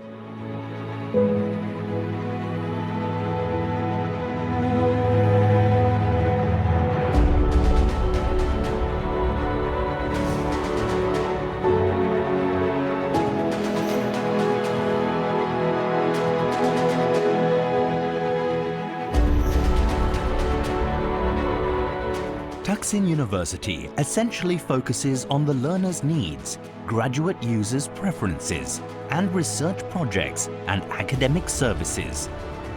In line with the community's needs, subjects in humanities and social sciences areas in Songkhla campus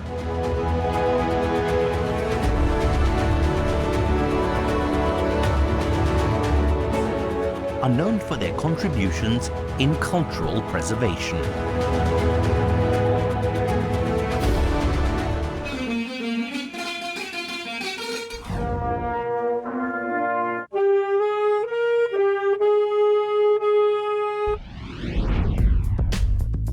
Pattalung campus offers programs related to scientific fields,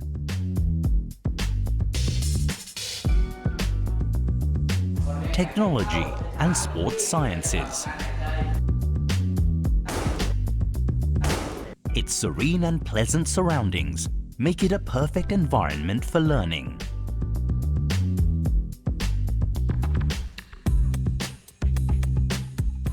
Here at Thaksin University, education is provided based on the philosophy, intelligence and ethics guide development.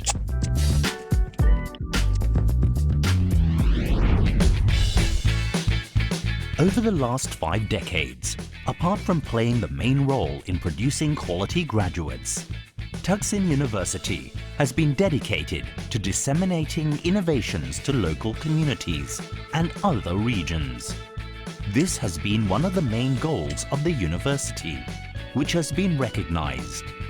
First prize, Outstanding Documentary under the Creative Media Maker Development Project for the Southern Border Areas of Thailand.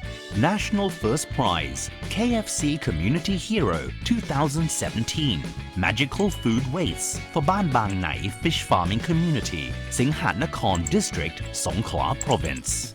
First prize, documentary filmmaking, The 10th Sing Sang San, Beloved Tale Noi, and The Water, The Life.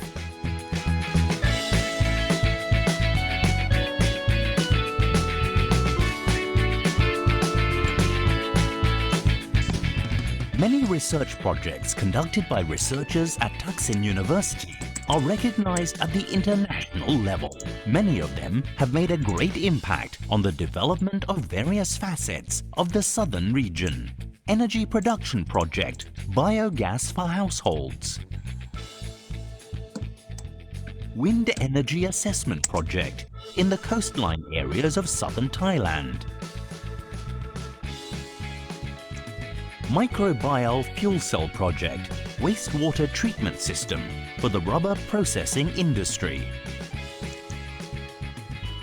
From shrimp waste to enzyme for biodiesel production project. Catfish breeding and aquaculture for species conservation project. With academic staff who are well qualified, both at the academic and professional levels.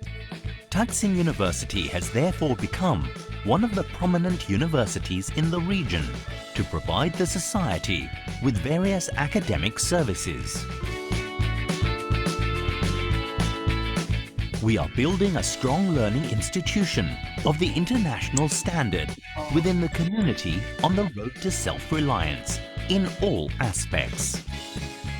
Thaksin University helps support the development of knowledge-based society and security through education management. Thaksin University is progressing towards its 6th decade with strong determination to promote academic excellence to respond to the needs of society.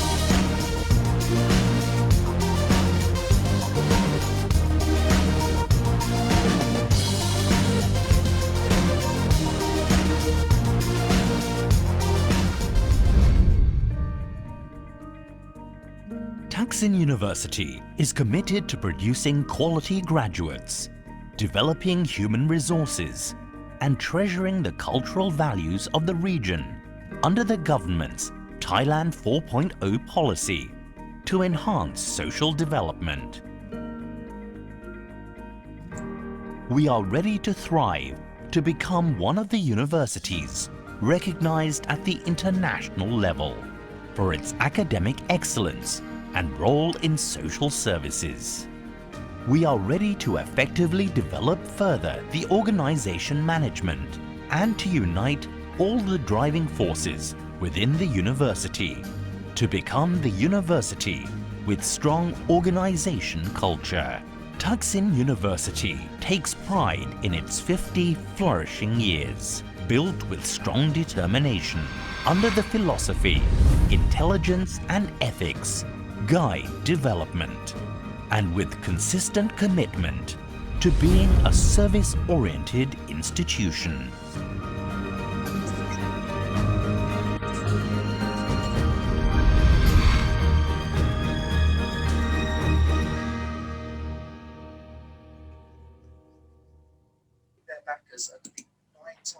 Okay, good morning, everyone.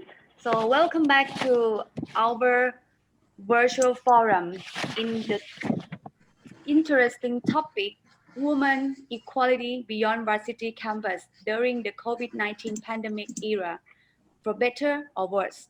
And now we are in the question section. So we have many questions from all of the audiences. Let's start from the first question.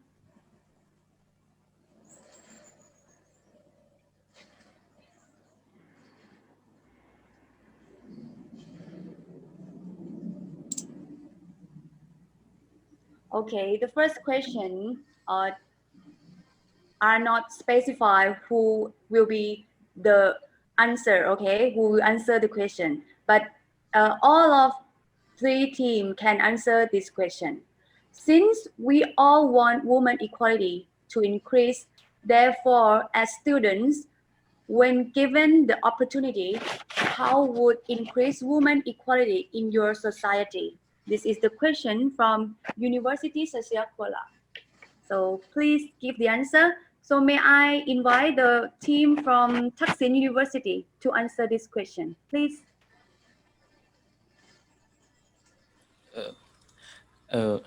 Hello, thank you so much for your question. This is quite a good question. So, as I said before about how to promote women equality, women empowerment, I would say that again. To improve, to increase women equality in our society.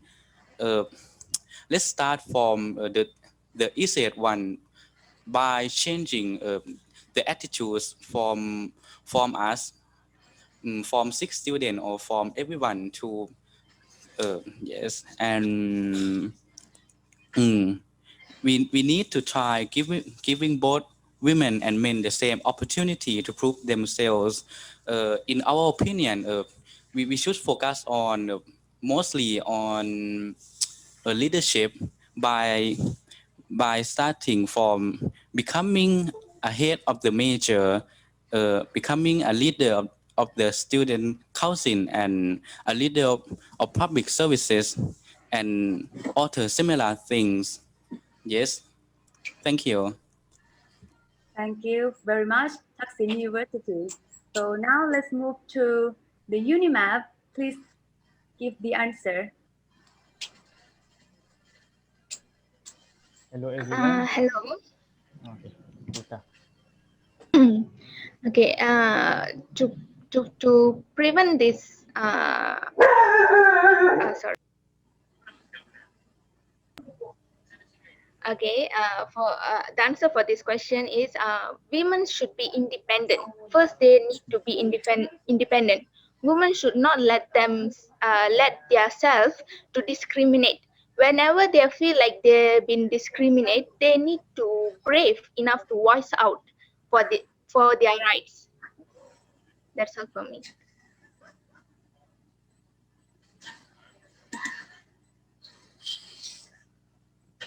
Okay, thank you. So now can we let's move to the next question.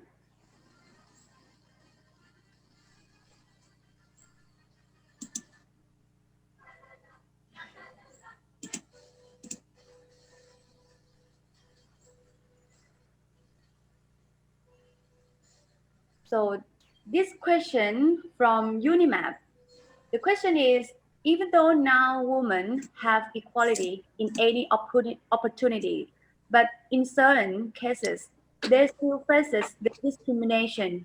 So, any opinion on how women have to fight themselves on the discrimination that they face? So this question also open for both University Thaksin and University Sasiakola. So can I start from University Sasiakola? Please review the answer. Okay, can I comment for the University of Siakwala? Okay. Yeah, I think women should raise public awareness and for the poor women that are living in the rural areas. Women themselves need to have a first approach of how to fight their own form of discrimination. Yeah, the women organization should make sure that all women are treated the same. Policies and laws should be made to safeguard and protect every woman from any form of violation or discrimination. So women should first of all take the chance to protect themselves before expecting others to protect themselves. Thank you. Okay, thank you, Miss Maria. Sorry if I pronounce wrong on your name. So Mariama. Okay, Mariama. Thank you. Welcome. Next, Thaksin University, please give the answer. Hi. Okay, for the answer, we think that what we should do is to ignore those discriminations because it's not true. It's not important for us to put it in our mind. And in order to do that, we should believe in ourselves, girl. You should believe in yourself. And because we are born with value, we should find value in ourselves. And other than that, we can prove ourselves. One thing that the best thing to prove ourselves is to get the education because the education is the fundamental of everything. Thank you. Okay, it's really empowerment. Okay, so let's move to next question. This question also from the University Sasiakola, but for Thaksin University. Okay, the question is, how can government help protect women and their children from gender-based violence? It's interesting question. Please, Thaksin University. Thank you for the question. So the United Nations has designated the National Council of Ministry on 25th now as the International Women of Violence Against Women for Thailand. And in Thailand, the committee has held on 29 June 1999 approved the month of November to be Yuti Campaign Month, which is violence against women and children. And in Thailand, they are also give an award for leadership women to show that okay, women can be the leadership for our country and seeing that to be encourage the other women in our country. Thank you. Okay, thank you. The representative. Now, next question, please. For the UNIMAP, the question from the University Sasiakola. The question is, are women leaders visible in your country? And can you share examples of successful women leaders' initiative to support women equality and end gender-based violence? Please review the answer, the UNIMAP.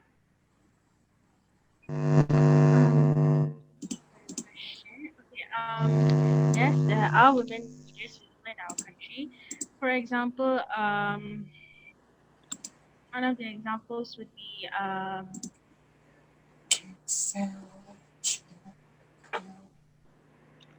Okay, Sabria Hussein.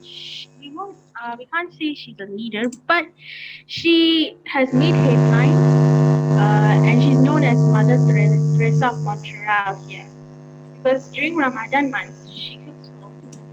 She kind of shows that there is women can contribute to the country as well and to society.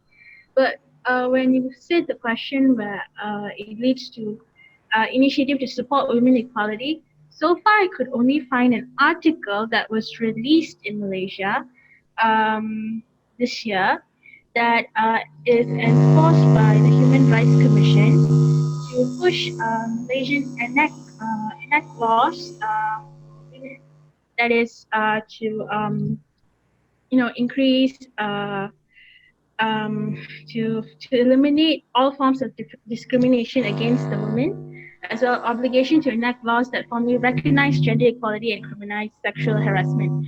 And there was one statement given by one of our ministers. I'm not sure if ministers, Charles Santiago. He's one of people in Parliament. He had stated that he felt that the country is trailing behind when it comes to treating its women and girls.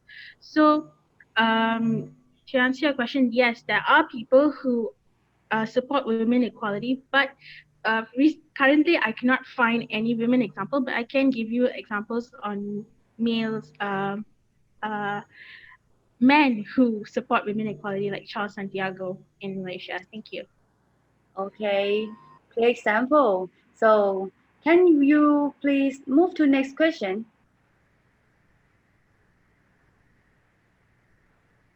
This is the question for TSU and the UNIMAP. The question is from University Sashiakola.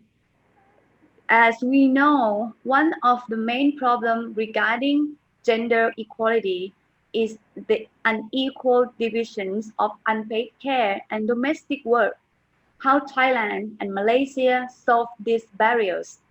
Is there any policy created by the government in order to tackle this issue? Thank you very much. So please, the first team, TSU. Thank you for your question. In Thailand, we do not quite face the problem of inequality of compensations or salary or medical care. Yeah, because the government has a policy to support all this issue, such as medical care. We, our government have 13 baht universal health care policies for support all peoples or citizens to have the same equality. And women who have a given birth receive money as a gift from the government too. And for the household work, you see that in Thai we quite have a unequality, but in a modern Thai values, uh, we emphasize for son for be more have a duty to help the household chores as well as women. Yes. Okay, Thank thank you. you. Next, the UNIMAP.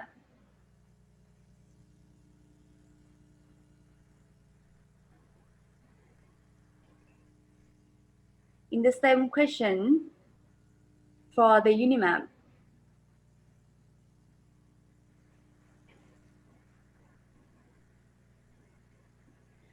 Hello everyone, can you hear me? Yes, but a little bit lower. Can you speak louder? Oh, okay. Regarding the question from the Unisia, from the radar tool, it's about the Thailand and Malaysia solve this barrier. Is there any policy created by the government in order to tackle this issue?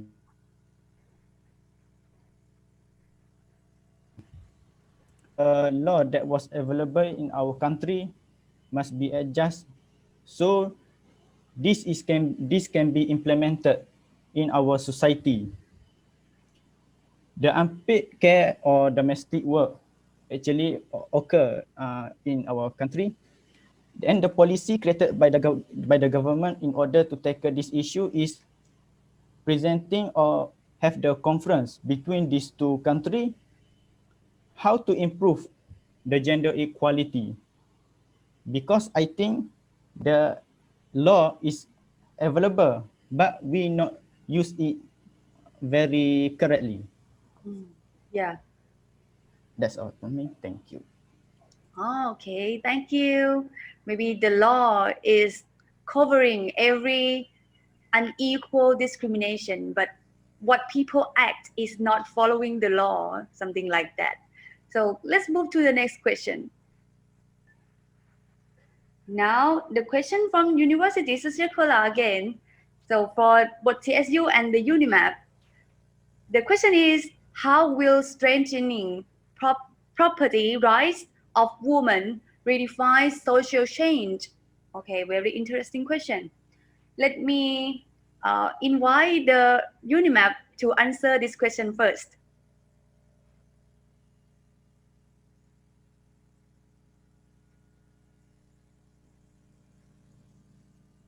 Hello everyone. Yes. Okay. Thank you for the question, Unisha, from Unisha. So, how is strengthening property rights for women redefine social change? So, we can say that maybe the government can come up with the new laws or create a platform for where women can voice out about the property rights of women, so that government can help the women to get their property, and moreover legally and socially women need to recognize their property rights, so they need to have their own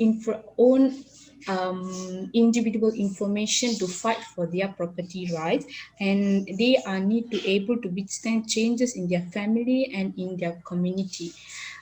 If like for example if they went for another family after marriage, they need to withstand the changes of the family in order to protect their property rights. So I think these are the ways to strengthen their property rights for the women. Thank you. Okay, that is the view from UNIMAP. And now for the TSU, how about yours? In our country, quite is not facing this problem because Thai women generally have high status and they retain property rights and can own land as same as men. Yeah, thank you. Okay, thank you. So next question, please. This is for all participants. So speaking of equality in academia, my question is that what are the aspects that make women not numerous in the technical fields as an engineer? Oh, this is quite interesting because it's concerned the career of women and men. Okay. Now, this question from University Kola, and this question welcome for all the answer from all participants. Okay, but Okay. okay. Yeah, can I try to answer it from UNCS side? Yes, sure. Okay. Each profession introduces students from distinct cultures, languages, and practices and values. Engineering students observe and practice these through group projects, and where they have learned how to think and act like engineers, they quickly discover that collaboration and teamwork constitute a core component of being an engineer. Many women in engineering students, however, their first encounter with collaboration is to be treated with a gender stereotype way. Like, for example, I will take the example from me. I am an engineering student. Most of the time when we are having our practical, our male counterparts, those are the boys, they will like, no, you can't lift this. This is very heavy for you. So they term us as weak. So, which is somehow gender stereotypes to us because they think that women cannot be engineers or women cannot do engineering works. So I think it is a cultural norm, it is a belief, and it is a form of a cultural belief that people have to step aside and just believe in ourselves, especially the girls. Let's just believe in ourselves and go in for whatever the boys are going in for. Thank you very much. Yeah, very good answer. So, any answer from TSU and UNIMAP? Thank you for the Okay, let's the host. Okay, let's the host present the answer first. Okay, thank you. So I think people tend to think that engineering is challenging work environment for women because men tend to outnumber the amount of women in the profession. And in the past, maybe they think about the physical capacity to work with the tough environment. But I think again, there are tough environment in any field job that you go into, whether it be engineering or in any field. But in Thailand, some university for now, they are more getting women engineering compared to women engineering quite a bit similarly for nowadays. Thank you. Okay, it's not the barrier, right? So, the UNIMAP, please. All right. In my opinion, um, the one of the aspect that make women not numerous in the technical field as an engineering is maybe I can say that the women's parents are influencing them to take their um, future studies. So, for example, if the women are motivated to study in engineering, but the parents are influencing her to study in a teaching course or somehow in different courses that they are not interested. And the second aspect is underestimation of the girls' capabilities. So normally girls who wants to study engineering, people will look people will normally underestimate their capabilities, but perhaps they have the capability to success in the engineering field. And the third is maybe they can feel lonely because the men are more give importance to this engineering field, so that the numerous number that we can see in the men in the engineering field makes women to feel lonely. That's all from me. Thank you. Okay, thank you. As we say, the engineer, maybe when we think of this career, so we think of the men first. But now everything is equal. We all are just different in physical appearance, but for ability and skills, we all have same and have right to do the engineer also. Let's move to next question. This one from TSU. Okay, and this question for University Shashakola. According to one part three woman experiencing sexual harassment, what punishment does criminal get? The TSU team, please. Okay. Basically, we have a lot of law in Indonesia. We have like Sharia law, we have criminal code, we have the bill about anti-discriminations and anti-violence against women and children. So if the questions is regarding what punishments does the criminal get, so it depends on the victims and it also depends on the perpetrators and what kind of law that the judges uses. But basically, it's around 5 up to 15 years old of the imprisonment, and it depends on the victims, who is the victims. If the victims is children, for instance, it could be higher, and how the perpetrators did the criminals. It sometimes depend, are the perpetrators consciously or unconsciously doing such criminal activity. So it's all depends on the rules of law that applied in Indonesia, but basically it's 5 up to 15 years of imprisonments. Okay, thank you. It's clear. So next question, please. From UNIMAP. So, oh, sorry, this question for the UNIMAP, and is the question from TSU. In your country, do you have any student loan to support tuition fee for students during COVID-19 pandemic? Hello everyone. Thank you TSU team for the question. For your information, our country, Malaysia, Yeah. always have the National Higher Education Fund Corporation Loan, PTPTN. Even though the COVID-19 was not occur yet, the government still provided the tuition fee, provided loan for the students support their tuition fee for the student during COVID-19 pandemic. Okay. Okay, that's great. So I would move to study in UNIMAP actually. Okay, so now move to next question. For every team, okay, this question is for every team. Why is it still hard for most people to accept or normalize women being a leader or agent of change in a country or community? Besides, we already saw a lot of successful and powerful women, such as New Zealand Prime Minister, who have beaten the coronavirus in her country, and that's no increased case whatever. Why do people can't believe in the power woman? This is interesting question again. So let me get the answer from University Sasha Kola. Yeah, I want to trying to answer the question. Yeah. So my name is Rizkino Priyama from Universitas Syah Kuala. I want to try to answer the question. I think basically the reasons why it's so hard to believe in the power woman is like because of the characteristic of the woman itself.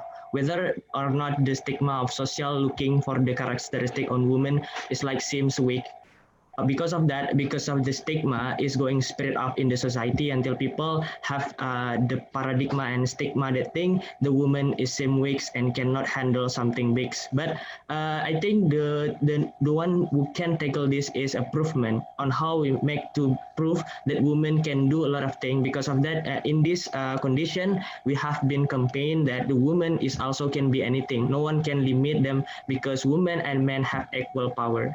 Maybe that is from me. Thank you. Okay, thank you. So is maybe because of the stereotype and the attitude that we look after, that we look to the woman, right? So that's why we cannot believe the woman power, okay? Next, let me give the answer from TSU, please. Yeah, it was an interesting question. I think it's women play a vital role about a politics today more than the past, and I think in the future more women is going to be a government or in the politics.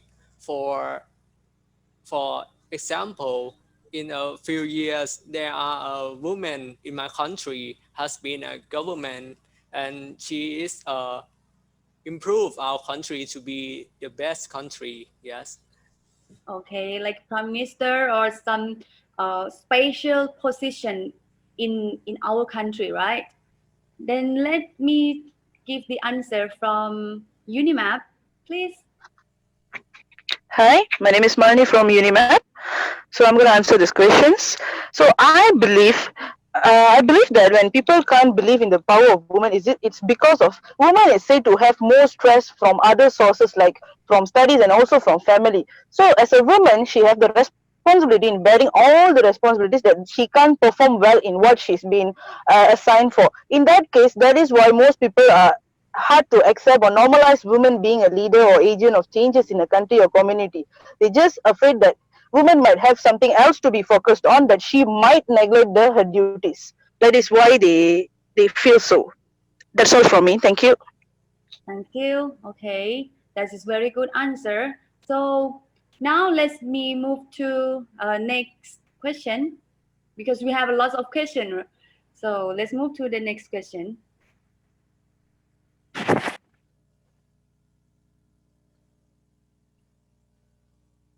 Okay, this question maybe I think is open for every universities.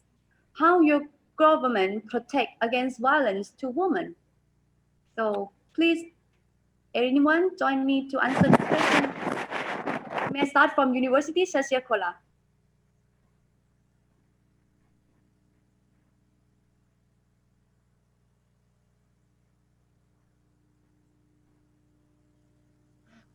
I'm Marnie again from UNIMAP.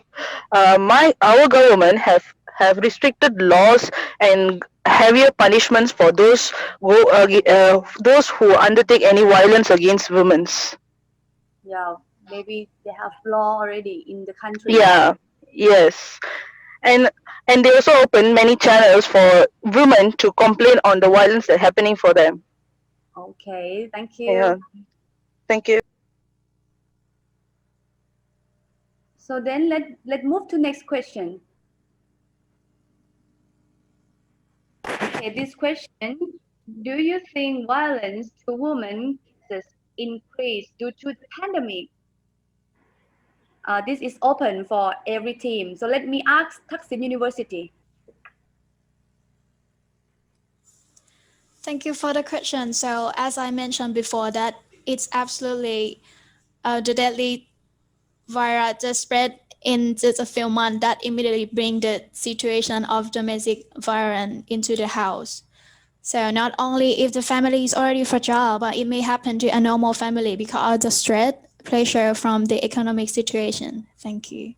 Yeah, COVID affect everything, I think. Okay, so any answer from UNIMAP or University Sociocola?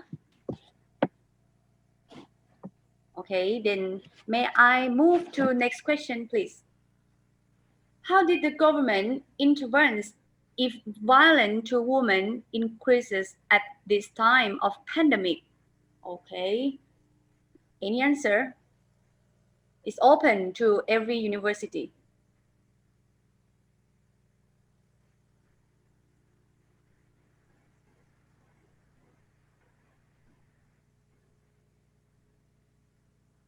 Actually, this question, is related to the last question that we talked about, the violence that can happen during the pandemic of COVID because of many factors, that anxiety or stress, many things, so that can happen to May I?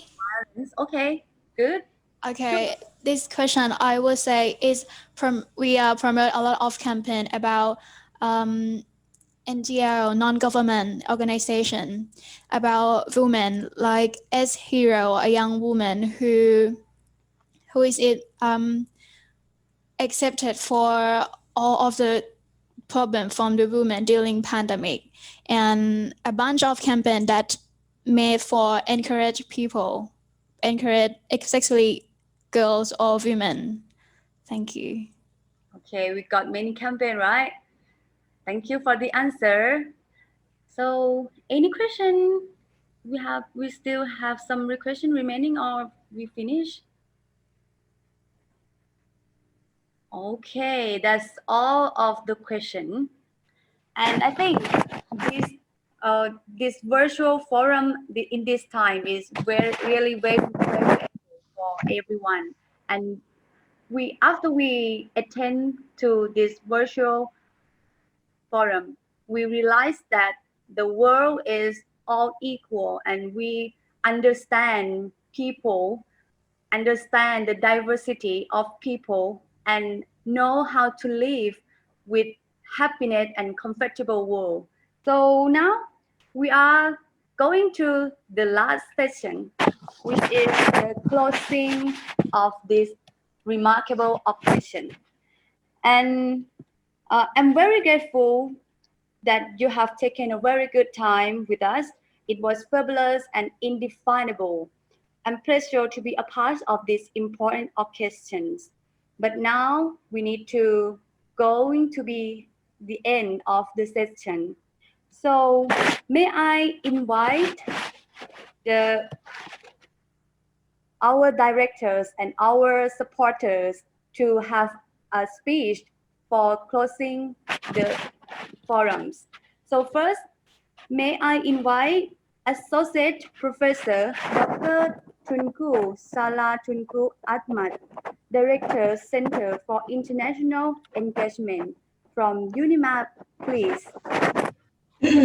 Thank you very much, Ms. Hasamon Pengman, the moderator for today's session.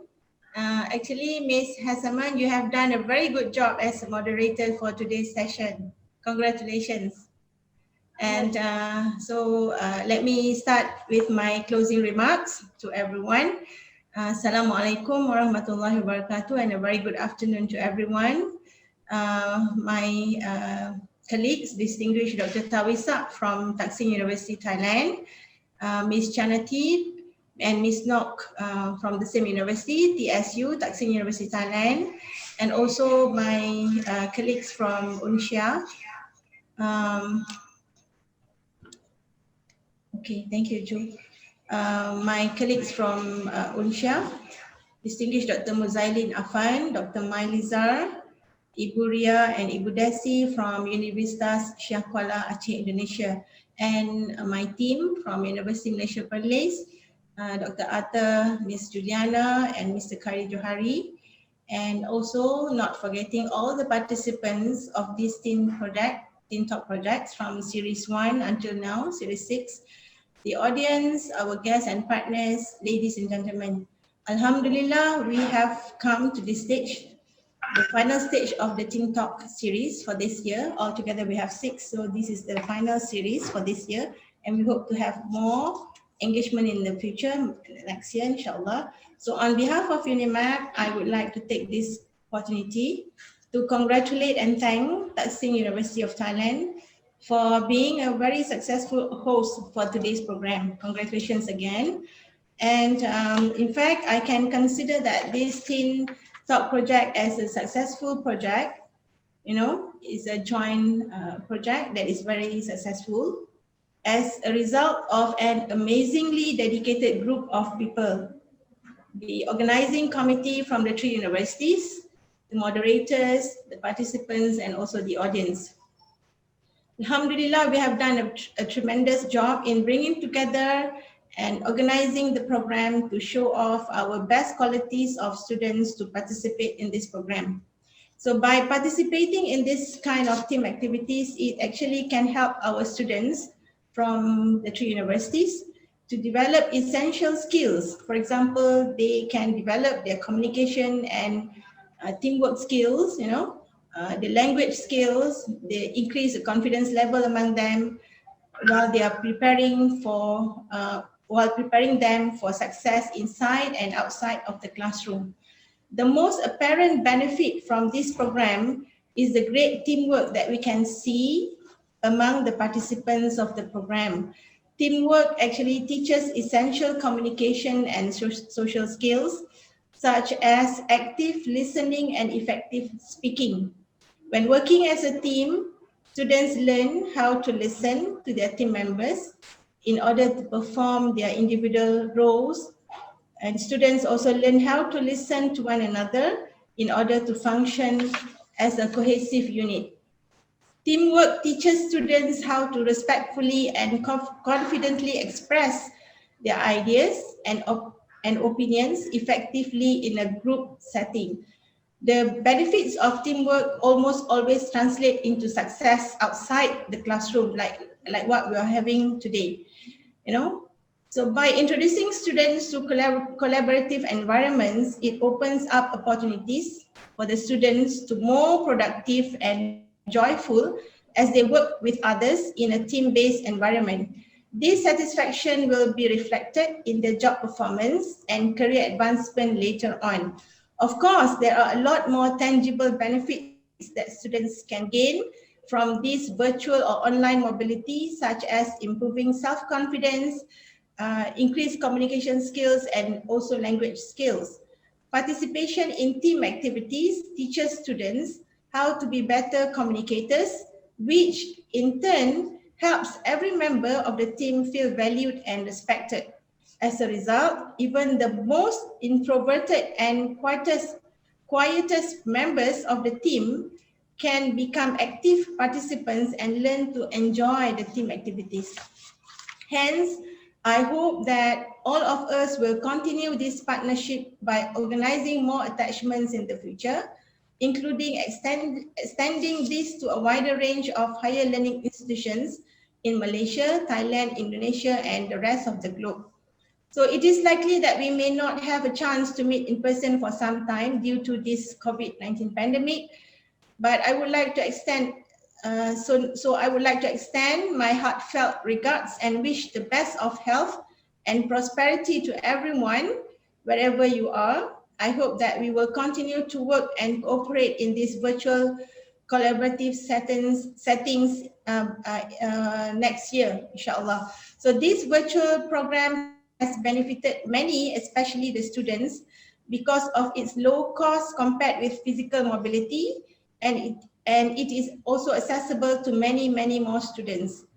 So on the final note, may I once again express our appreciation to all of you, our guests and partners, the students, the participants, the audience, for supporting this program and for your attendance this afternoon. It is hoped that this collaboration will expand widely in the future. Till then, stay safe. Thank you, and wassalamualaikum warahmatullahi wabarakatuh. Bye. Very much, Doctor. So now, may I invite Dr. Musailin Affan, Head Office of International Office, Sashiakura University. Please have a closing remark. Thank you. Thank you. Thank you, Ms. Hasamon. You are you are doing good job today as the moderator. I follow this program today. Of course, not all, but it's very interesting one. Okay. So, dear Dr. Tunku from the UNIMAP, Dr. Arthur, and also the team from all the team from UNIMAP. Dear our colleagues from Taksin University, Dr. Tawesa, Chanati, Yapon, and also dear Dr. Melizar, Ria, Jini, and all the team from Chiakuala University. So first of all, on behalf of the Chiakuala University, I would like to express our big appreciation to all the from the three universities that already work hand in hand, fully support to make this program realize until now. We remember that at that time, maybe 6 months ago, we discussed and initiate together, but now we are at this point. We understand that already mentioned by Dr. Tongku, many benefit to our students. Yeah, they create the networks. Yeah, they have experience how to present in English, even this virtual. But this is very much contribute to the self-confidence, also to knowledge for their own presenter and also to the participants of this program. So we understand that this program is still limited to the three university, but we hope in the near future we can expand this program to invite other UNINET members. Yeah, we don't know, but we hope that this pandemic will end soon, so then we can meet together again in Paris or also in the Songkla. Yeah, we can have a dinner together, have a coffee together. I think that will be more fun. But anyway, during this pandemic, yeah, all of us already gathering through virtual, and you already know each other, especially the students. So please do continue this networking for your own future. So we believe that all the students will graduate from your own university, but after that, you can contact your friend from Malaysia, from Thailand, from Indonesia to create a new opportunity in the near future. Yeah, we hope, of course, this Teen Talk project contribute a lot to the development of the skill from each student participate and also as the observer. So for everyone who already give this effort, yeah, day by day, yeah, to make this program realized and successful, especially for today. Taksin University is the host. This is a successful program, but we from the UNINET members, last time we have the council meeting from the leaders, and we also mentioned that this program, one of the leading program, champion program in the future, to be continued, to include others UNINET members, so that we can broaden this network among 27 universities in our networking. So thank you again very much for all the members, the team, and the students, especially our students, all from these 3 universities who already contribute to make this Teen Talk project successful. Yeah, thank you very much for all, and see you again in the next term after COVID. Assalamualaikum warahmatullahi wabarakatuh. Thank you, Doctor. So now it's time for our host team. So please welcome Dr. Tawisak Puttisukhi, the Assistant President for International and Special Affairs, for concluding remarks.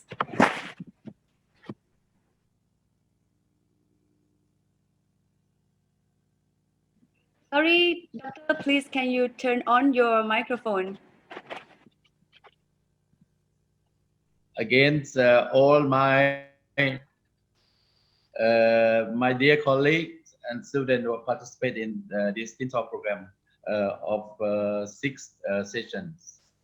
This final session for this pilot program, and however we are completely agree that the program shall be included in the next year planning for running the projects and broaden the scope of participation of university inside the IMT-GT UNINET for the future. And thank you for hard working and of all team from the whole university, and thank you for the students who contribute and also who gather in forming their teams and working collaboratively to have their presentations meaningful and successful. And I'm following your presentation with interest, and you have done the very interesting issue today, and you have tried to search out some academic elements to take part in your presentations. So I would like to finalize or to close this program with my paper. I used to work more than 30 years ago, and it is still meaningful for the topic you have just treated this day, and about the empowerment. The empowerment is the meaningful words that you are using these words, the term empowerment, in the promotion of women's equality and women's role in development. And in my paper, I try to have it translated rapidly, and I'll read it to close this activity. The original is my thesis written in French 30 years ago. For women's empowerment, women emancipation doesn't mean the refuse of the opposites. neither the return to admire her own sex as the best among others, but it means open women's eyes to see the world objectively and with critical spirit. Also, the condition of women is nothing is better than having them instructed and having learned things for liberating themselves from the state of ignorance and in confidence of their own capacity. And this necessity is also means the task for men also, not only for women. Thank you very much. Thank you, Doctor. You are giving the meaningful statement for closing this last session. So I hope you have a productive time for all along our forum. And thank you very much again for having a chance, for giving a chance to us to be a host, and for having me as a part of this important and interesting forum. So before we say goodbye, okay, as this is the final of our session, we need to end with something special. So we have to snap all of photos from all of the audience. As I see from my monitor, are 5 pages of our audience. So first, please everyone turn on your camera. Okay, we are going to snap the memorable photo. Please turn on your camera. Then we will snap for 5 times with different actions. Okay, 5 times with different actions. So are you ready for the first snap? Okay, the first snap, let me invite you guys for the mini heart like this. Okay, the mini heart like this. So if you are ready, then our team also ready to snap. Okay, 1, 2, 3.